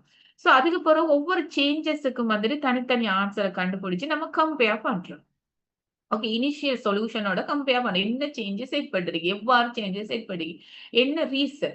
அத கண்டுபிடிக்கிறது தான் சென்சிட்டிவிட்டி அனாலிசிஸ். அதுல வந்துட்டு முதலாவது தவிர 2வது பாருங்க. 2வது, 3வது ஃபர்ஸ்ட்டுக்கு நான் விளங்கப்படுத்துறேன். இது வந்துட்டு இதுல இருக்கிற வெலுவ சேஞ்ச் ஆகுது. இங்க வந்துட்டு ஆ ரிசோர்ஸஸ் வந்துட்டு சேஞ்ச் ஆகுது. சோ இந்த 2 சேஞ்ச் ஏற்படும் பொழுது கிராஃப் வந்துட்டு என்ன நடக்கும்? கிராஃப்பும் வந்துட்டு சேஞ்ச் ஆகும் தானே! சோ ஆல்ரெடி நம்ம ஒரு கிராஃப் வந்துட்டு இவ்வாறு வரையிறோம்டா, இதான் வந்துட்டு விசிபிள் ரீஜன்டா, இங்க இந்த கோஎஃபிஷியன்ட் சேஞ்ச் ஆகும்டா, இல்லாட்டி இந்த ரிசோர்ஸஸ்ல நம்பர்ல ஏன்டா கன்ஸ்ட்ரெயின வச்சு தானே நம்ம கிராஃப் வரையிறோம். கன்ஸ்ட்ரெயின வச்சு தான் கோஆர்டினேஷன கண்டுபிடிக்கிறோம். கோஆர்டினேஷன வச்சு தான் கிராஃப் வந்துட்டு வரையிறோம். சோ இதுல ஏதாவது நம்பர்ஸ்ல சேஞ்ச் ஏற்படும்டா என்ன நடக்கும்? கிராஃப் வந்துட்டு மாறும் தானே, கிராஃப்ட ஷேப் வந்துட்டு மாறும். சோ ஃபார் அன் எக்ஸாம்பிள் முதலாவது இப்படி கிராஃப் இருந்துச்சுன்னா, 2வது கிராஃப் வந்துட்டு இப்படி வரலாம். இப்படி வரலாம். சோ இந்த இந்த கன்ஸ்ட்ரெயின்ட்ல சேஞ்ச் வருது. இது வந்துட்டு 2வது, 3வது சேஞ்சஸும் வந்துட்டு கன்ஸ்ட்ரெயின்ட்ல ஏற்படக்கூடிய மாற்றம். கன்ஸ்ட்ரெயின்ட்ல ஏதாவது சேஞ்ச் ஏற்படுமெண்டா, அங்க வந்துட்டு கிராஃப்பும் வந்துட்டு செகண்ட் டைம் வந்துட்டு நீங்க கீறணும். முதலாவது கிராஃப்க்கான ஆன்ஸர கண்டுபிடிக்கணும். அதுக்கு பிறகு 2வது கிராஃப் வந்துட்டு வரைந்து 2வது ஆன்ஸர கண்டுபிடிச்சு 2யும் வந்துட்டு கம்பேர் பண்ணி அனலைஸ் பண்றது. இது 2வது, 3வதுக்கும் வரும். ஓகே. ஏன்னா கன்ஸ்ட்ரெயின்ட்ல சேஞ்ச் ஏற்படுது. முதலாவது ஃபேக்டர் வந்துட்டு இந்த ஆப்ஜெக்டிவ் ஃபங்ஷன்ல சேஞ்ச் ஆகுதுன்டா, அங்க கன்ஸ்ட்ரெயின்ட்ல எந்த சேஞ்சும் இல்ல. கன்ஸ்ட்ரெயின்ட்ல சேஞ்ச் இல்லாட்டி என்ன நடக்கும்? கிராஃப் வந்து சேம் தான். கிராஃப் வந்துட்டு ஒரு தரம் தான் வரைகிறோம். 2வது தரம் வரைய தேவையில்ல. ஏன்டா இந்த கன்ஸ்ட்ரெயின்ட்ல எந்த சேஞ்சும் ஏற்படல தானே! கன்ஸ்ட்ரெயின்ட்ல சேஞ்ச் ஏற்படாமலுக்கு ஆப்ஜெக்டிவ் ஃபங்ஷன்ல மாத்திரம் சேஞ்ச் ஆகும்டா, கிராஃப்ல எந்த ஒரு சேஞ்சும் இல்ல. கிராஃப்ல வர ஆன்ஸர அப்படியே வந்துட்டு இங்க வந்து சப்ஸ்டிடியூட் பண்ணி நம்ம புது ஆன்ஸர கண்டுபிடிக்க. ஏன்னா ஆப்ஜெக்டிவ் ஃபங்ஷன்ல மாத்திரம் தான் சேஞ்ச் ஆகுது. ஆப்ஜெக்டிவ் ஃபங்ஷன்ல மாத்திரம் தான் சேஞ்ச் ஆகுது. சோ வார ஆன்ஸர வந்துட்டு இந்த ஆல்ரெடி கிராஃப்ல வரைஞ்சு கிடைச்ச ஆன்ஸர சப்ஸ்டிடியூட் பண்ணி நம்ம திரும்பி எகைன் வந்துட்டு திரும்பி ஒரு ஆன்ஸர ஆப்ஜெக்டிவ் ஃபங்ஷன வச்சு கண்டுபிடித்து அத வந்துட்டு கம்பேர் பண்றோம். சோ இதுதான் வந்துட்டு இதுல உள்ள டிஃபரண்ட் வந்துட்டு. சோ இதுக்கான ஒரு கொஸ்டின் வந்து போட்டிருக்கிறேன். ஆனா ஆன்சர் போடல. சோ யுவர் செல்ஃப் நீங்க செஞ்சு பாருங்க. சோ இதான் வந்துட்டு இனிஷியலான ஒரு ப்ராப்ளம். இப்ப வந்துட்டு என்ன சேஞ்சஸ் ஏற்படுதுன்னா, முதலாவது வந்துட்டு இந்த ஆப்ஜெக்டிவ் ஃபங்ஷன்ல வந்துட்டு ஆப்ஜெக்டிவ் ஃபங்ஷன்ல x2 இருக்குதானே, x2ண்டா என்ன இருக்கிறது? x2ல இருக்கிற கோஎஃபிஷியன்ட் வேல்யூ வந்துட்டு ஆல்ரெடி 120 இருக்கிறது. இப்ப 150ஆக கூடுதாம். அப்ப எப்படி சேஞ்சஸ் ஏற்படும்? நீங்க ஒரிஜினலா ஆல்ரெடி இனிஷியலா ஒரு ஆன்ஸர் வந்து கண்டுபிடிங்க. கிராஃப் வரைஞ்சு கண்டுபிடிங்க.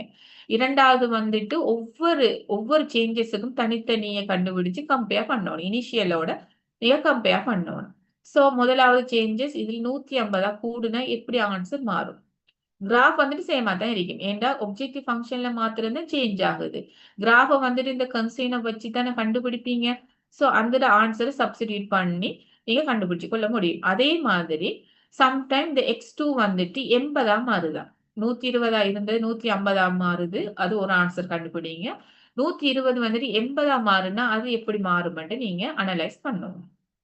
அடுத்தது வந்துட்டு 2வது வந்துட்டு கன்ஸ்ட்ரெயின் வந்துட்டு 2வது கன்ஸ்ட்ரெயின்ட்ல இருக்கிற இந்த கோஎஃபிஷியன்ட் வேல்யூ இருக்குதானே, முதலாவது x1 இருக்கிற கோஎஃபிஷியன்ட் வேல்யூ இப்ப 2ஆ மாறுது. 2ஆ மாறுது. 2ஆ மாறுனா என்ன செய்யும்? கிராஃப்பும் வந்துட்டு மாறும் தானே. கன்ஸ்ட்ரெயின்ட்ல ஏதாவது சேஞ்ச் ஏற்படுமெண்டா, அங்க கிராஃப்லயும் வந்துட்டு சேஞ்சஸ் ஏற்படும். சோ எகைன் வந்துட்டு கிராஃப் ஒண்ட வரைஞ்சு அதுல ஆன்ஸர வந்துட்டு ஆப்ஜெக்டிவ் ஃபங்ஷன்ல சப்ஸ்டிடியூட் பண்ணி நீங்க அத வந்துட்டு கம்பேர் பண்ணணும். இனிஷியல் ஆன்ஸரோட ஆஃப்டர் த சேஞ்ச் ஏற்பட்டதுக்கு பிறகு என்ன ஆன்சர் வருது அதை கம்பேர் பண்ணா சரி. அதே மாதிரி 3வது வந்துட்டு ரிசோர்ஸ் லிமிடேஷன்ஸ். ஆல்ரெடி வந்துட்டு இந்த ஃபெஸ்ட் கன்ஸ்ட்ரெயின்ல 80 இருக்குது. இப்ப வந்துட்டு இது 60ஆ மாறுது. 60ஆக மாறுது. ஸோ, இங்க இதுல சேஞ்ச் ஏற்படுமானா கிராஃப் வந்துட்டு எகைன் வரையணும். வரைஞ்சு நீங்க ஆப்ஜெக்டிவ் ஃபங்ஷன சப்ஸ்டிட்யூட் பண்ணி கம்பேர் பண்ணி கொள்ள முடியும். ஸோ, இது உங்களோட வொர்க் வந்துட்டு இதுல ஏதாவது டவுட் இருக்கும். இந்த கிராஃபிக்கல் மெத்தட்ல ஏதாவது டவுட் இருக்குமெண்டா நீங்க கேட்டுக்கொள்ள முடியும். இப்பயும் கேட்டுக்கொள்ள முடியும். அல்லது வந்துட்டு உங்களுக்கு நான் படிச்சு தந்த அந்த டைம்ல இன்றைக்கு நைட்ல நீங்க திரும்பி ரிப்பீட் பண்ணுங்க அந்த சாப்டர வந்துட்டு. ரிப்பீட் பண்ணி ஏதாவது டவுட் இருக்குமெண்டா நீங்க இந்த வாட்ஸ்அப் நம்பருக்கு உங்களோட டவுட்ஸ வந்துட்டு ஹைலைட் பண்ணி வாய்ஸ் ரெக்கார்டோ சம்திங் போட்டீங்கன்னா, நான் அதுக்கான ஆன்சர்ஸ வந்துட்டு நான் பார்க்குற டைம்ல அதுக்கான ஆன்சர்ஸ வந்துட்டு உங்களுக்கு ஆன்சர் ரிப்ளை வந்துட்டு பண்ணி கொள்ளுவேன் வந்துட்டு. ஸோ எக்ஸாம் நெருங்குற டைம்ல எக்ஸாமுக்கு முதல் அண்ட் அப்படி நீங்க கொஸ்டின் கேட்டீங்கன்னா, சாரி நான் அதுக்கான ஆன்சர்ஸ் வந்துட்டு நான் சொல்ல மாட்டேன் வந்துட்டு. அதுக்கான ஆன்சர் அதுக்கான டைம் அந்த டைம் இல்ல. நீங்க இப்ப வந்துட்டு நான் படிச்சு தரேன். இப்ப இந்த ஸ்டார்ட்டிங்ல வந்துட்டு செஞ்சு பார்த்து உங்களோட கொஸ்டின நீங்க கேட்டுக்கொள்றது பெட்டர் வந்துட்டு. ஸோ அதுக்கான ஆன்சர்ஸ வந்துட்டு நான் பார்க்குற டைம்ல உங்களுக்கு அதுக்கான ரிப்ளைய தந்து கொள்ளுவேன்.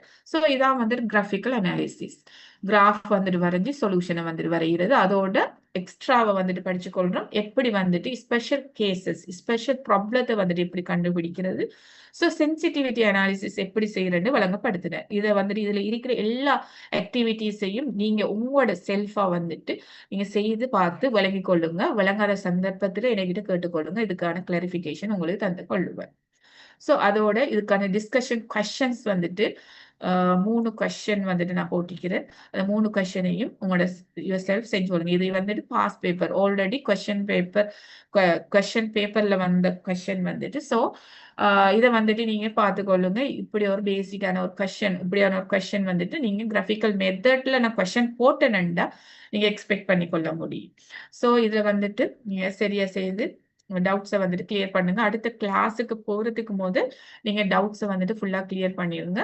ஏன்னா அடுத்த செகண்ட் சாப்டர் வந்துட்டு 2வது மெத்தட எப்படி யூஸ் பண்ணணும்னு படிக்க போறோம். சிம்ப்ளெக்ஸ் மெத்தட எவ்வாறு யூஸ் பண்ண போறோம். 2 அல்லது 2க்கு மேற்பட்ட வேரியபிள் வருமெண்டா அங்க வந்துட்டு நம்ம டேபிள் ஒன்று ப்ரிப்பேர் பண்ணி அதை செய்யணும். டேபிள ப்ரிப்பேர் பண்ண முதலே சில ஸ்டெப்ஸ் வந்துட்டு இருக்குது. அதை ஃபாலோ பண்ணினதுக்கு பிறகுதான் டேபிள் ப்ரிப்பேர் பண்ணி நம்ம சொல்யூஷனை கண்டுபிடிக்கலாம். இதுதான் வந்துட்டு சிம்ப்ளெக்ஸ் மெத்தட்.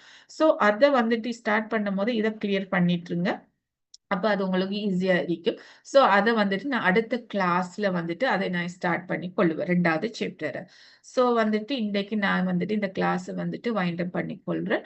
ஸோ ஏதாவது டவுட் இருக்குன்னா இப்ப வந்துட்டு கேட்டுக்கொள்ளலாம். அல்லது வந்துட்டு நீங்க லேட் ஆகி நீங்க என்னோட கம்யூனிகேட் பண்ணி மீன் கால் பண்ண தேவையில்ல. நீங்க வாட்ஸ்அப்ல நீங்க உங்களோட டவுட்ஸ போட்டுக்கொள்ளுங்க. நான் அதுக்கான ஆன்சர்ஸ தந்து கொள்ளுவேன். ஓகே.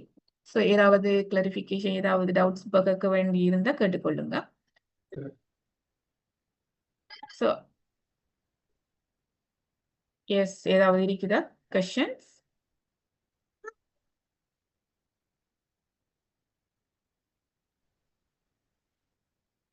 ஓகே. ஸோ வந்துட்டு நான் வைண்ட் அப் பண்ணி கொள்றேன் இன்ஷா அல்லாஹ்.